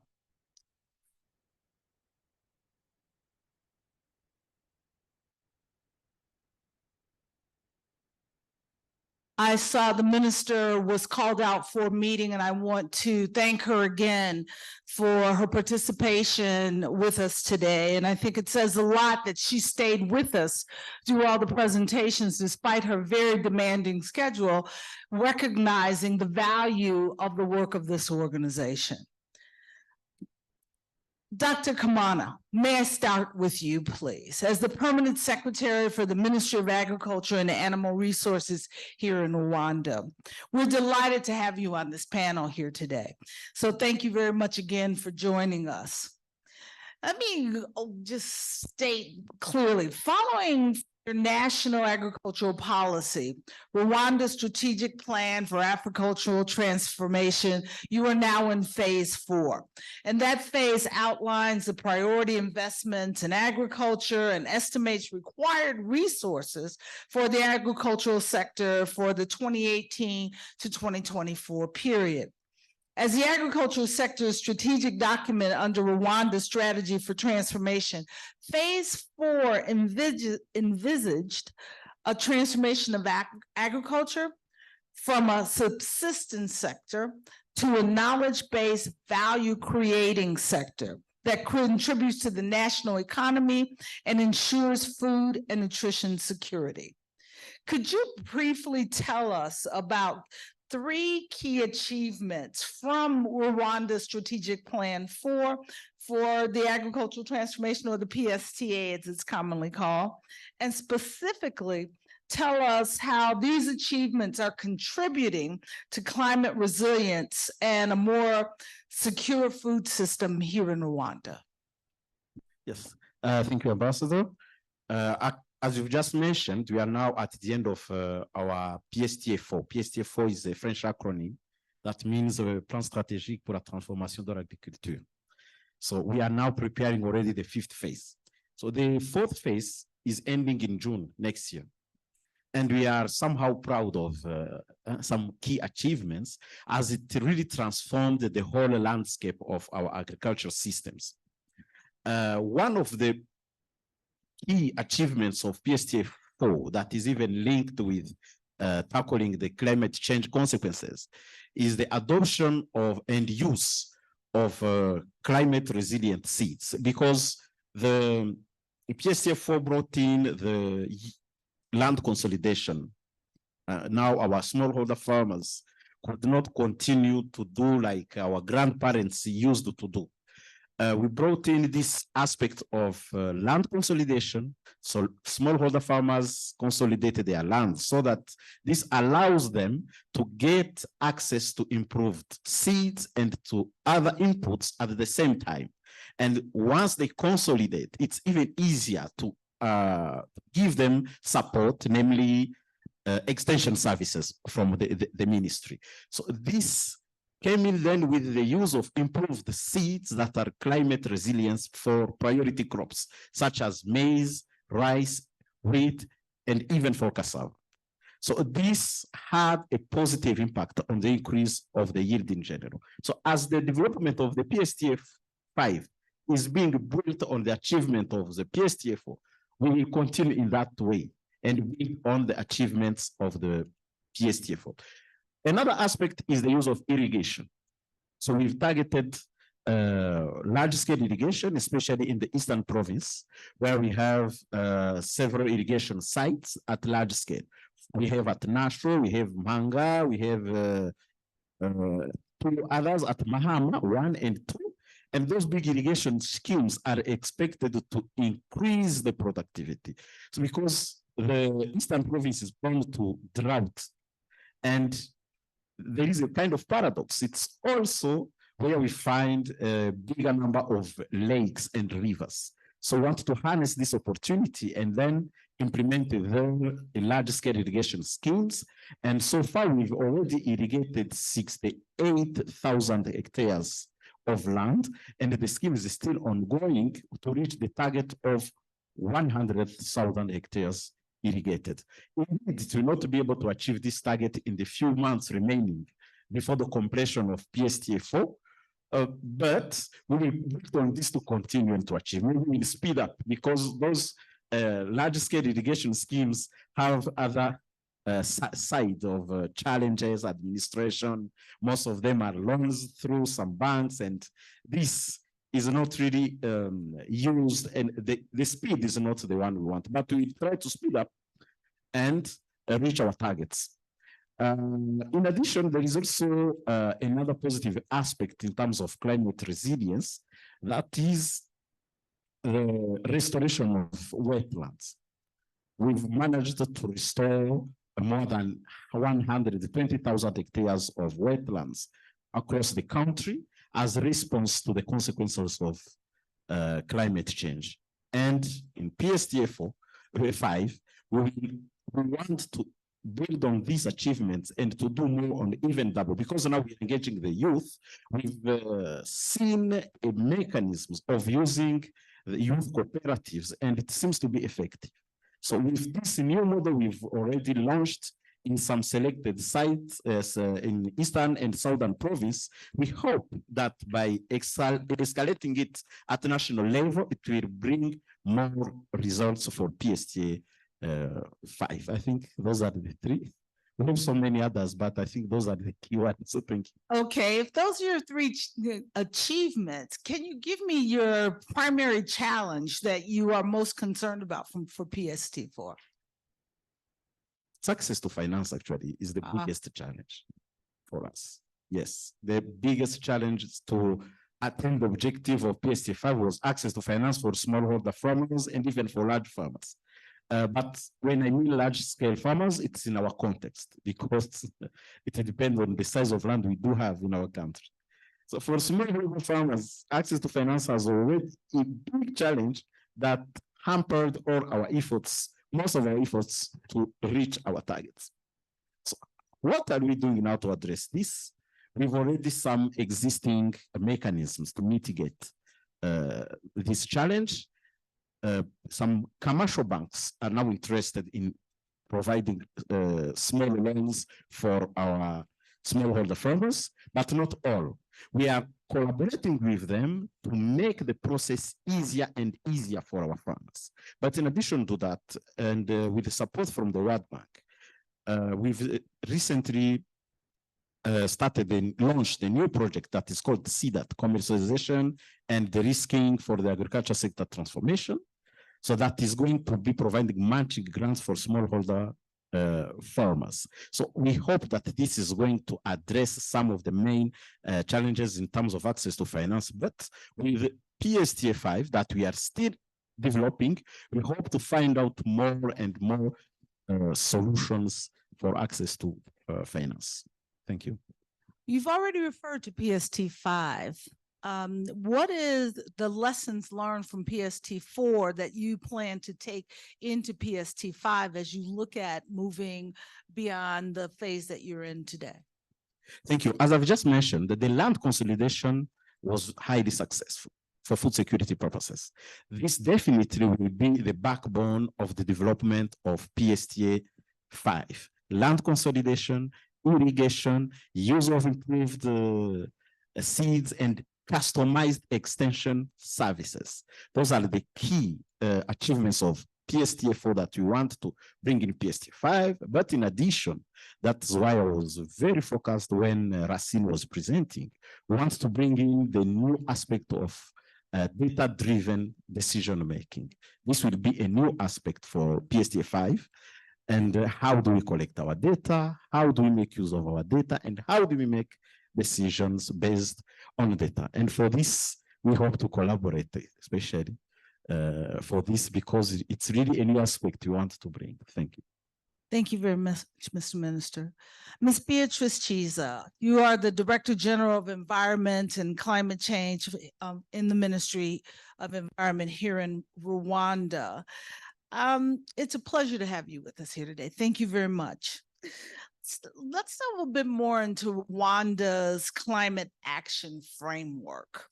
And Rwanda continues to demonstrate regional and continental leadership in adopting cohesive approaches to mainstreaming climate action efforts. You heard the minister talk about Rwanda being the first to present its amended NDA. While implementing innovative mechanisms, you continue to fund the transformation into low carbon and climate resilient technologies. Given the current outlook of global shocks, such as COVID, the Russian-Ukraine war, and of course, our topic today, the climate crisis, which disproportionately affects the continent. Could you please tell us how Rwanda has learned from these shocks and how the lessons are informing your policy decisions as you move forward? Thank you, Ambassador Kerzin. To begin with, I would just remind that it's very hard for a country like Rwanda to continue in the path we had before COVID and before even the climate shocks started and before all the challenges that you mentioned.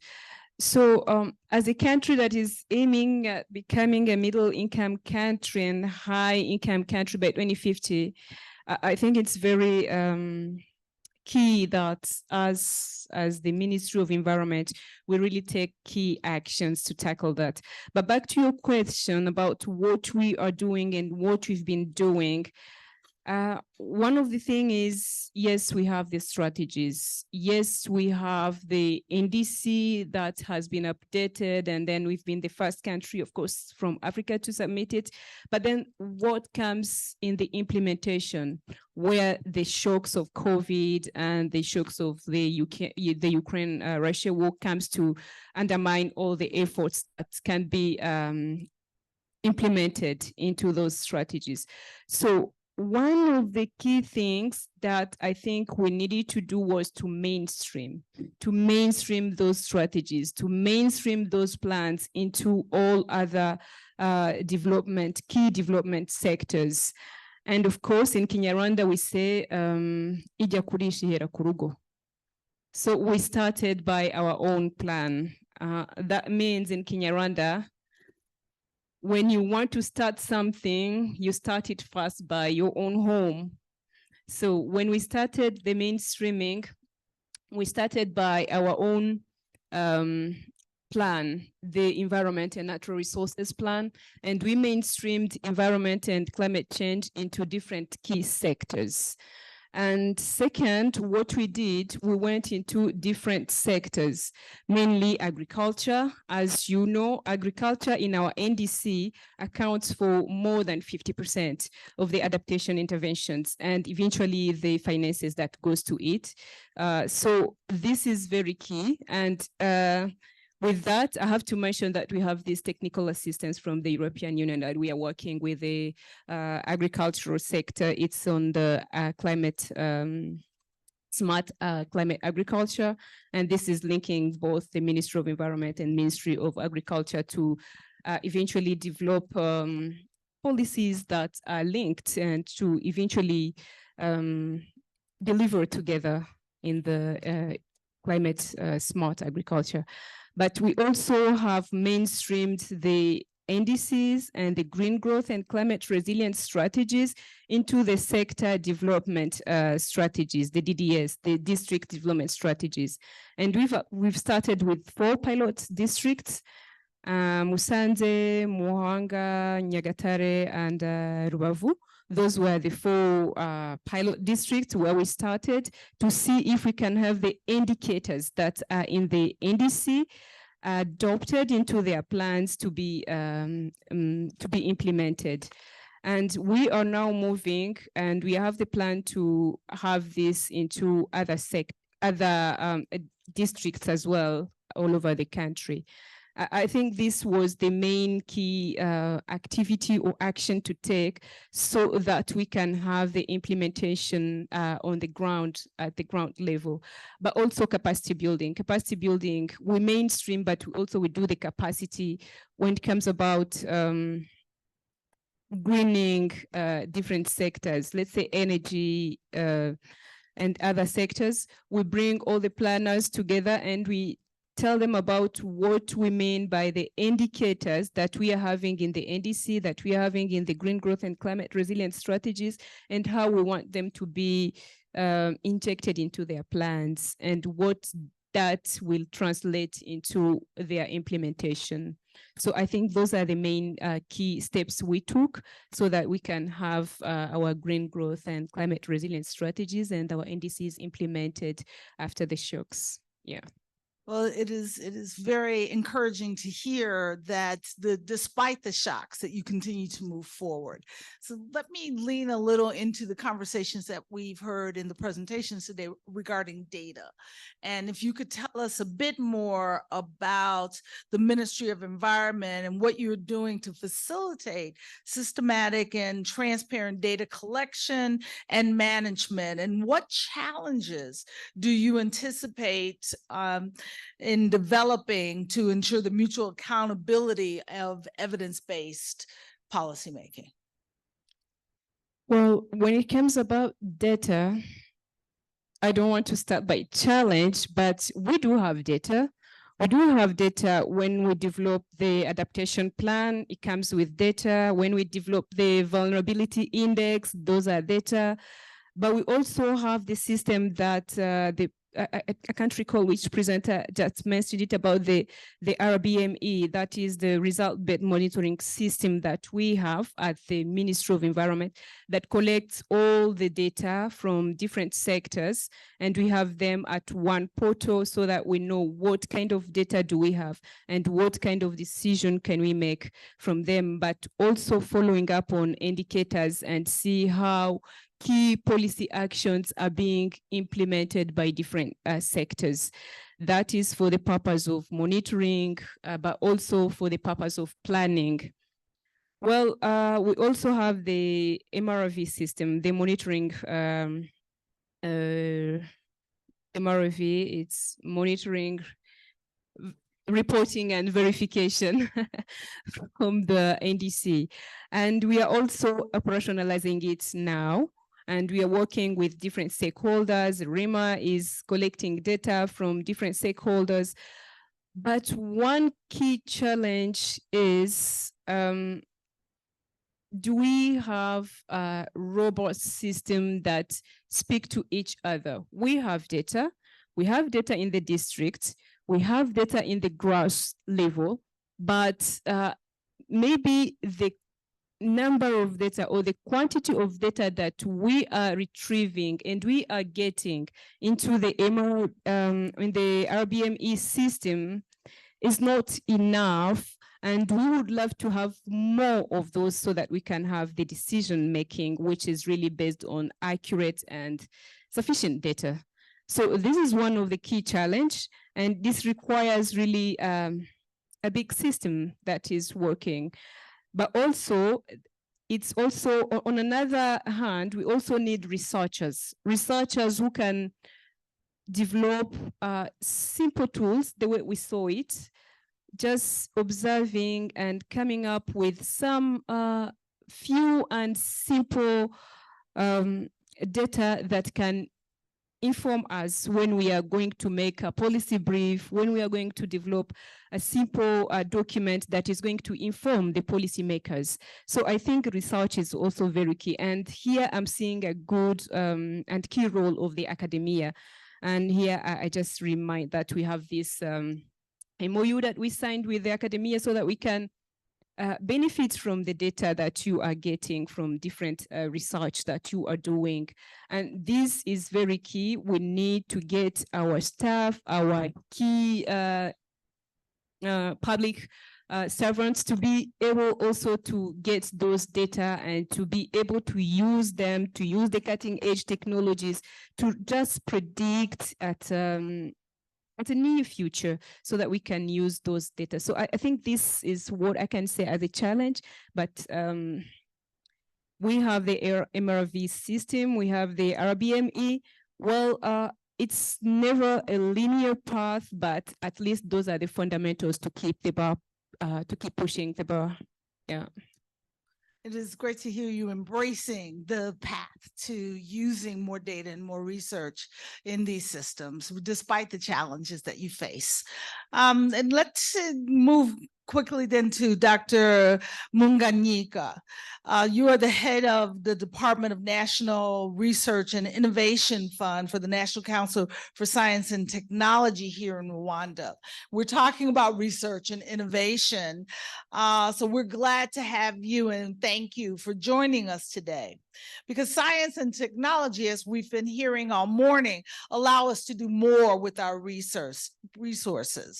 The growing innovation and utilization of new IT technologies, such as AI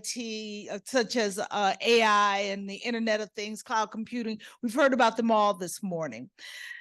Could you give us a sense of Rwanda's bioeconomy approach and how is the country leveraging the East Africa Community's regional bioeconomy strategy as a tool for advancing the scientific and economic regional integration to create more opportunities around bio-based industries that were discussed this morning? Thank you very much, Ambassador, for the opportunity. It's a good question how Rwanda is approaching this new area of bioeconomy, which is a potential area for supporting critical development goals and targets in the region, because this East African region bioeconomy strategy was developed like in 2019. It's recently, but we find it like a key support for the development of critical goals in Rwanda also. When we look to Rwanda, how the status is in terms of advancement of bioeconomy, I may start with existing efforts that are on ground. When we look at policies and the strategies, we can say that there is a conducive environment because we are having science and technology and innovation policy, which really defines the areas that science and technology can focus on. We are also having the Made in Rwanda policy, which promotes the use of the consumption of locally made products. We are having artificial intelligence policy, which really is talking about these fourth industrial revolution technologies. So when we look at environment in terms of policies and the strategies, we can say we are good. But when it comes to implementation, how shall we go for it? That's where we need maybe to look how we can establish the roadmap or frameworks in terms of implementing this strategy. So I think we need to have a national roadmap in terms of implementing this bioeconomy strategy, because it's at regional level, but we need some frameworks or roadmaps in terms of implementation at national level. Also, there are opportunities in terms of market, because when we are encouraging to advance this bioeconomy, to have bioproducts, bio-based products. So how is the market? So I may say that Rwanda has started some advancements because like Rwanda plans to house the vaccine manufacturing that uses this BioNTech RNA messenger technology. So this is a good opportunity in terms of advancements for bioeconomy.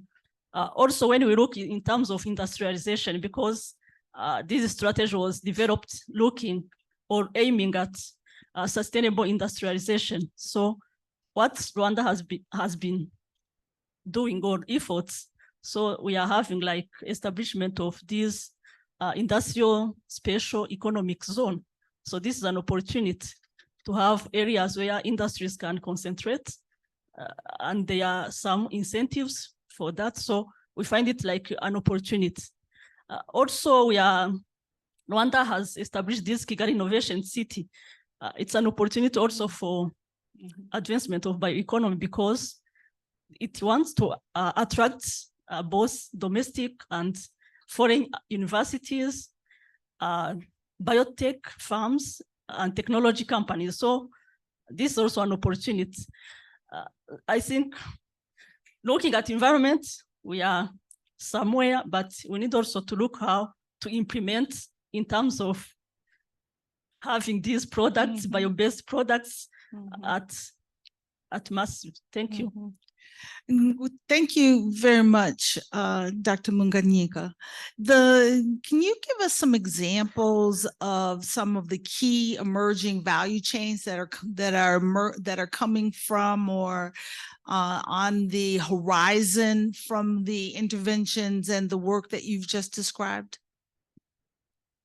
Yeah, I think we are at infancy stage, but when looking at in agriculture sector, for example, we are having some companies, or I may say industries.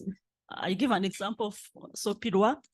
So it's trying to make bio-based products that can fight against pests and diseases in crops. So, for example, we're having like a project supporting that is looking to have a biopesticide to extract products from a local crop species that can fight against these for amure.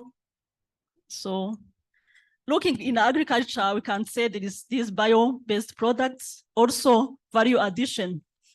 I can say in agriculture, there is this agro-processing.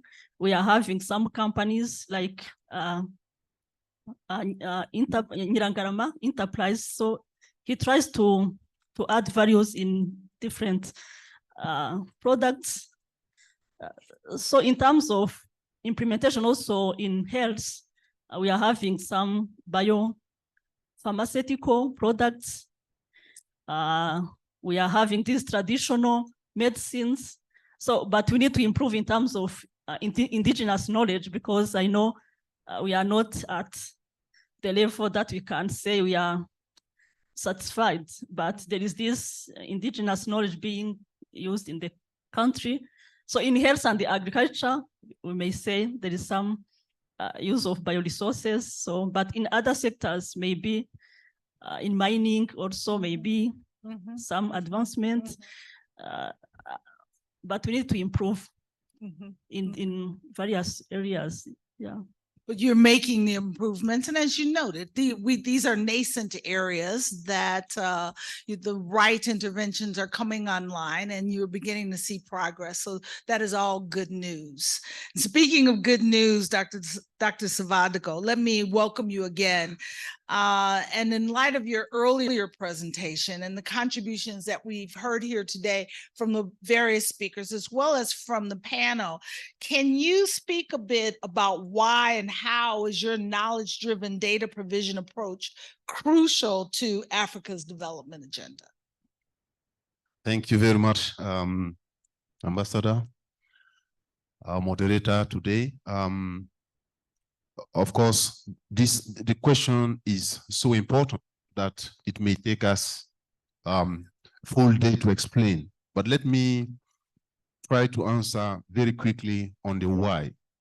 Why do we need data and analytics-driven policy making and implementation?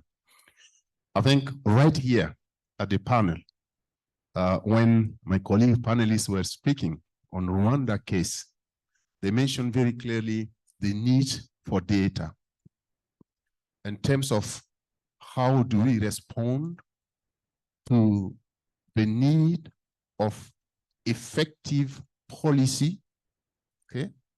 How do we fill the gap of data, and how we make sure that what we are designing as policy is relevant enough with clear indicators, relevant indicators, achievable indicators, and that together we can monitor them, track them, learn lessons together, and feed it back into the process. This is something that is key. That is something that is crucial for us to make sure that we continue to sustain the economic growth that we are having in the continent. We all agree that Africa has a huge potential, but we all also, may not be all, but most of those who are aware of the data and then the trends that we are having can attest that Africa is really doing great in terms of economic growth. The last 20 years, it has been a tremendous growth rate of about at least 4%, even though it has been, of course, flattened by the different crises, the COVID-19, and then the Ukrainian war that came in and that have really slowed down the process of the growth of Africa. But this is fundamentally based on the fact that we had, in particular on the agricultural sector, a very comprehensive program that is AKADEMIYA. And that has been designed based on data analytics that's helped do ex-ante analysis, predictions that are realistic enough and captured into the process. Of course, at the time, there were some gaps, but as we go along, we can fill the gaps based on the lesson we are learning together. And this is something that is very important that has triggered the development of Africa, in particular in the agricultural sector. And that's why we really need to embrace that close linkages between science, okay, in particular the data and analytics science, and the policy making. And that's exactly why, in the coming at the how now, why AKADEMIYA, okay, through the long experience of more than 2 decades now, or roughly 2 decades now, I've developed key programs. Those programs have been tailored around the key needs of the countries. How do we support the countries to implement AKADEMIYA very efficiently, but also together in a transparent manner, how do we track the and monitor them? So one of them is, first we saw the MAMO panel as example of the bioeconomy report that has been published. If you look at this, it will allow you as policymakers to see the innovation and the potential that are behind successes that you are having in a particular topic, that is emerging topic. And this will give you opportunity to learn through the forum, but also through taking up the recommendation, making some of the learning sessions with countries that are willing to embrace it. For example, I see Rwanda is really willing to develop roadmap towards bioeconomy, then this is an opportunity to learn with other countries that are a bit advanced on it, but also through academia research and innovation team, how best you can go about it. So this is one aspect that is very important. Through the MAMO panel program, we can provide very timely innovations that are derived through research and also through dialogues. And this recommendation can be very well fed into your policy making processes. The second one, which is our core competencies, is about how do we approach the strategic analysis and knowledge in a systemic manner that will accompany the countries in the policy design, implementation, monitoring, evaluation, and learning. And this is where the second component, which is the RESACS program of academia, coming in.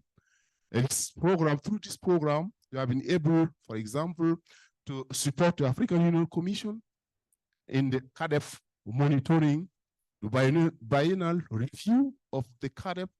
This gives us a very transparent manner across the countries on the key indicators of the CADEF. 40 of them, they are all monitored in a transparent manner by all the countries. And each country can be, based on scorecard approach, be completely mapped on where you stand with your progress in implementing the CADEP in your country. And we do that supporting countries, supporting the REX, regional economic communities, and then, of course, at the continental level. And this gives lessons that you can pick and then improve your system. The third one, of course, is about having human resources, qualified human resources with expertise that can do your economic modeling and support you. And for that, we have the academia, what you call the AgroDev Consortium. And this consortium is made up of more than 350 experts, economic modelers, organized in sub-networks that are dealing with different topics that can support countries.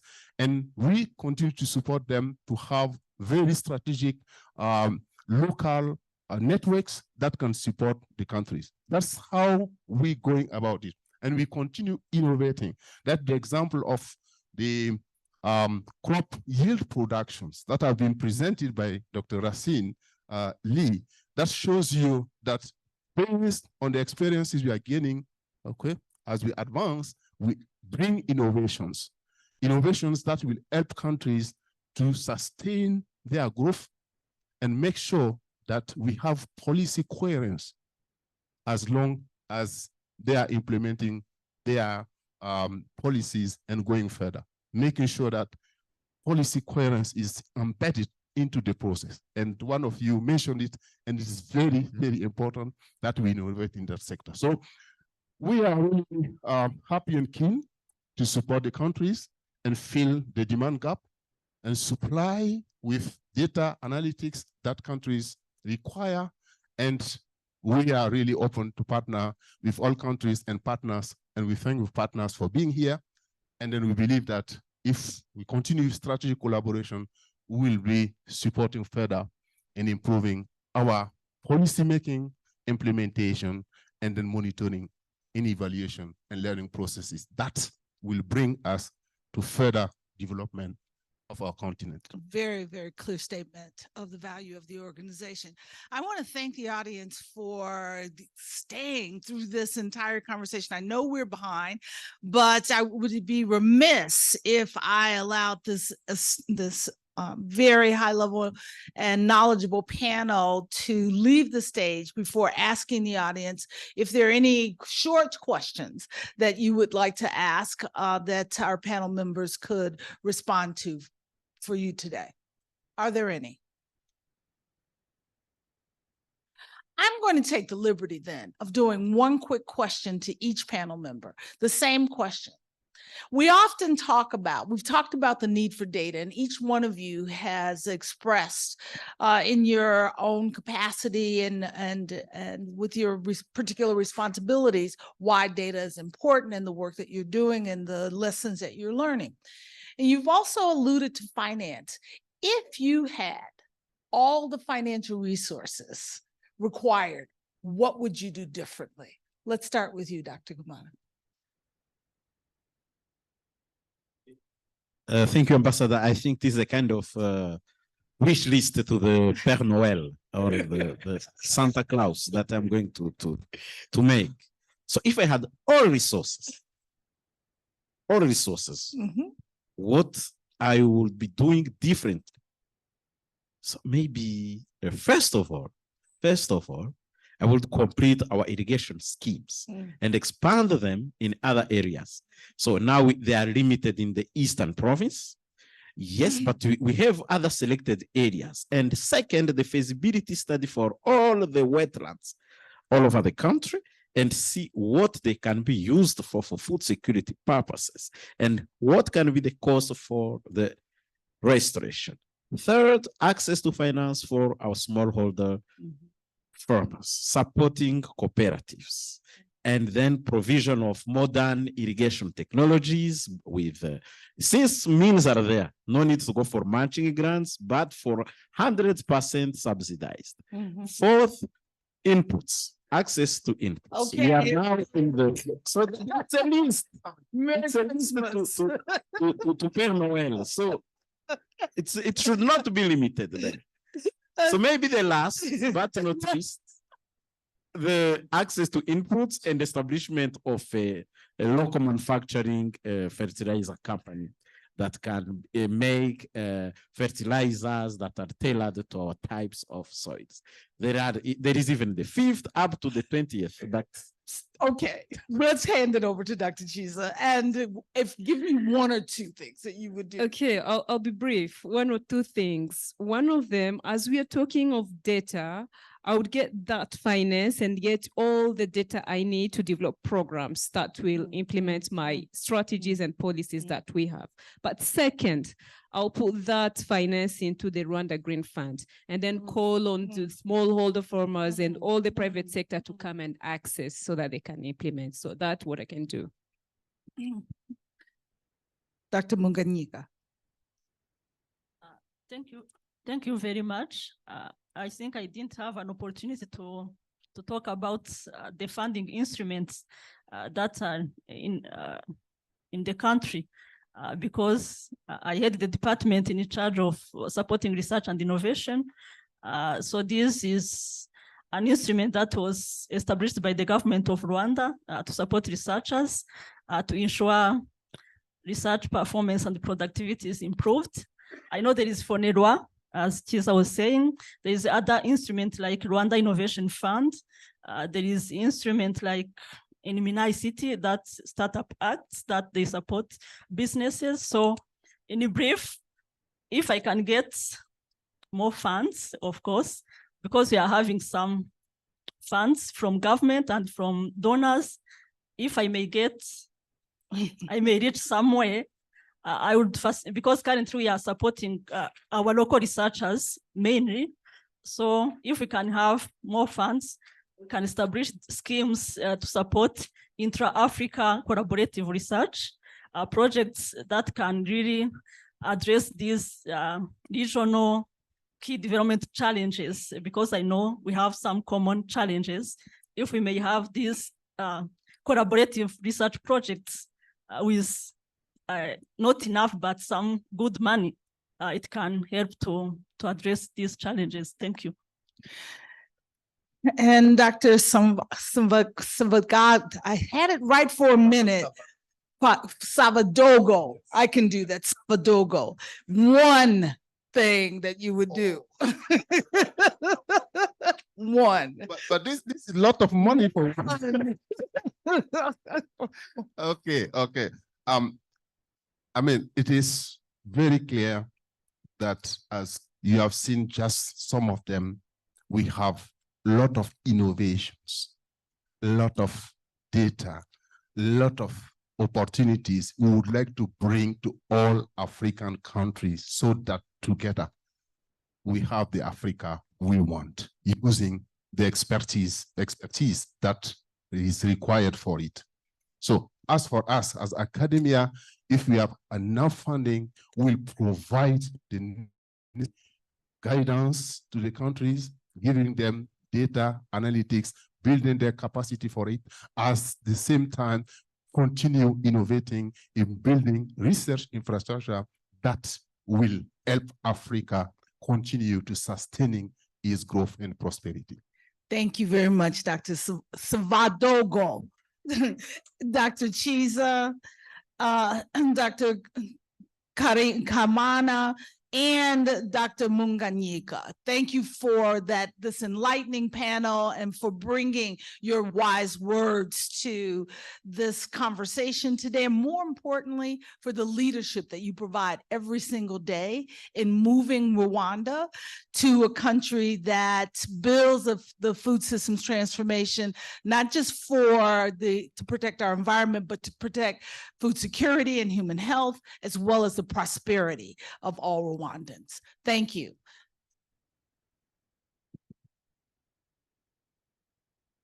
I've been asked to give just a few closing remarks, and it's really going to be a few. I simply want to say what an amazing day, a morning that we've had, and I'm sure that you would all agree, and I would like you to applaud and acknowledge the depth and level of information that was brought to us by each one of our presenters as well as our panelists. Please give all of our presenters today a round of applause.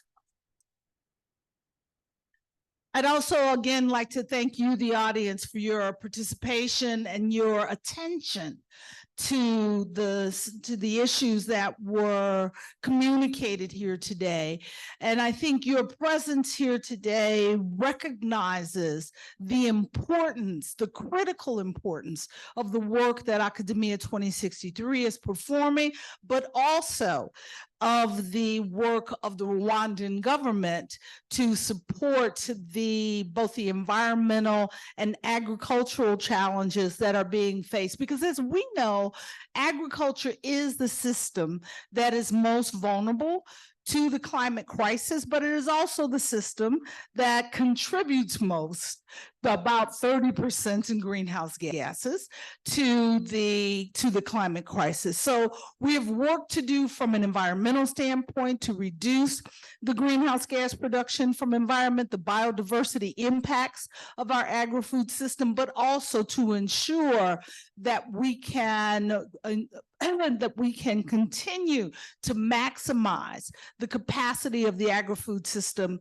not just here in Rwanda, but across the continent, to support the environment, human health, and prosperity. But what I was so delighted about in the conversation today was the recognition that while our agri-food system is complex, that what is required to achieve the outcome that we all share, the desired outcome we all share, is a diversity of solutions, a recognition that we need to make the data-driven decisions at context level to support the outcomes that are necessary, that there is no one size fits all, which is why data and research are so critical. So the challenge that we hear in too many countries is that it is difficult to talk about food systems because it is a competition between ministries of environment and agriculture and health. What you saw today was how this government here in Rwanda, the ministries are working together in recognition of the impact that the food systems transformation has across all of those ministries. and an awareness of the need for data across all of the ministries, as well as, of course, finance. It was also quite critical and important to hear the importance of private sector engagement, as well as academic engagement in the development of the answers, as well as the implementation of the programs, and most importantly, the scale up of those things that work. And so I want to close us out today by saying again, thank you for this opportunity to serve as your moderator today, but also by bringing back the minister to, and I'm going to get this right, the Minister Kamana, who was on the panel with us today, who will deliver who is the permanent secretary of the Ministry of Agriculture and Animal Resources. Dr. Kamana will deliver our closing remarks. Thank you very much, Dr. Kamana, for providing the closing remarks for today's program.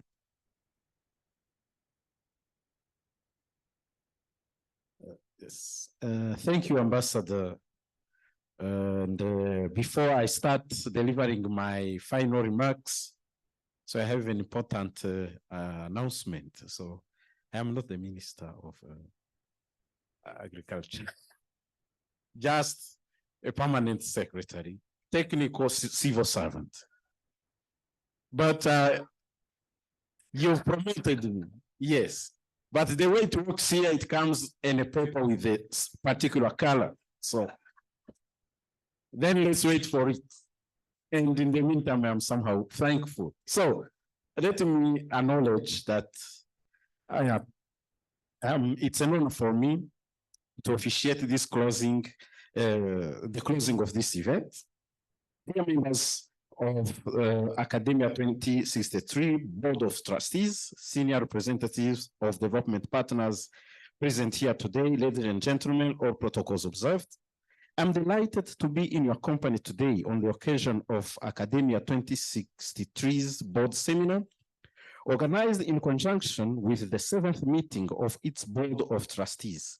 The presentations and exchanges throughout these sessions have reiterated the urgent need for Africa's food systems to adapt to a changing climate to ensure that they continue to support livelihoods and generate sustainable incomes, provide nutrition, and so in an environmentally sound manner.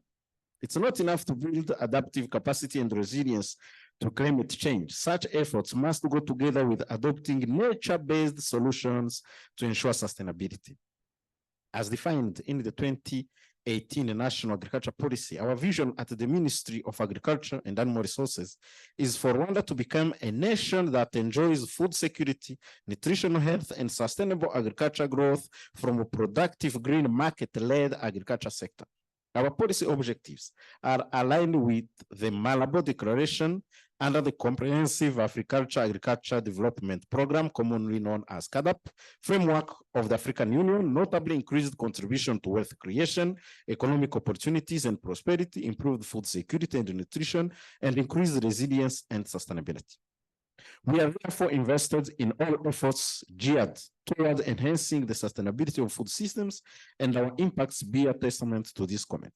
According to the third CADAP biennial review report released in March of last year, Rwanda emerged as the best performing country in implementing the 7 commitments of the Malabo Declaration, which seeks to end hunger and halve poverty by 2025 through advancing agriculture. With a score of 7.43 out of 10, Rwanda, being the only country on track, is fully committed to supporting the efforts by the African Union to promote mutual learning to ensure that accountability is mainstreamed into our initiatives and interventions across the board for sustainability. Ladies and gentlemen, we must consistently rely on evidence, harnessing data, best practices, and applied research into sustainable solutions. This is a priority for Rwanda. The quality of today's debate and the breadth of your interventions paint a promising picture of the future of climate resilience, food systems transformation, bioeconomy, and sustainability across the continent. I congratulate AKADEMIYA2063 for continuing to spark these policy conversations and championing data and scientific research as we create linkages and initiatives supporting our continental development agenda. We must leverage the drivers of positive trends to accelerate our economic growth and prosperity. I urge partners to respond to complement our efforts and to match their support with the urgency and intensity of the challenges facing Africa. Let me conclude by wishing you safe return to your respective destinations. I hope you have enjoyed your stay in Rwanda so far, and we return home bursting with inspirational stories about the Rwandan experience. Thank you for your attention.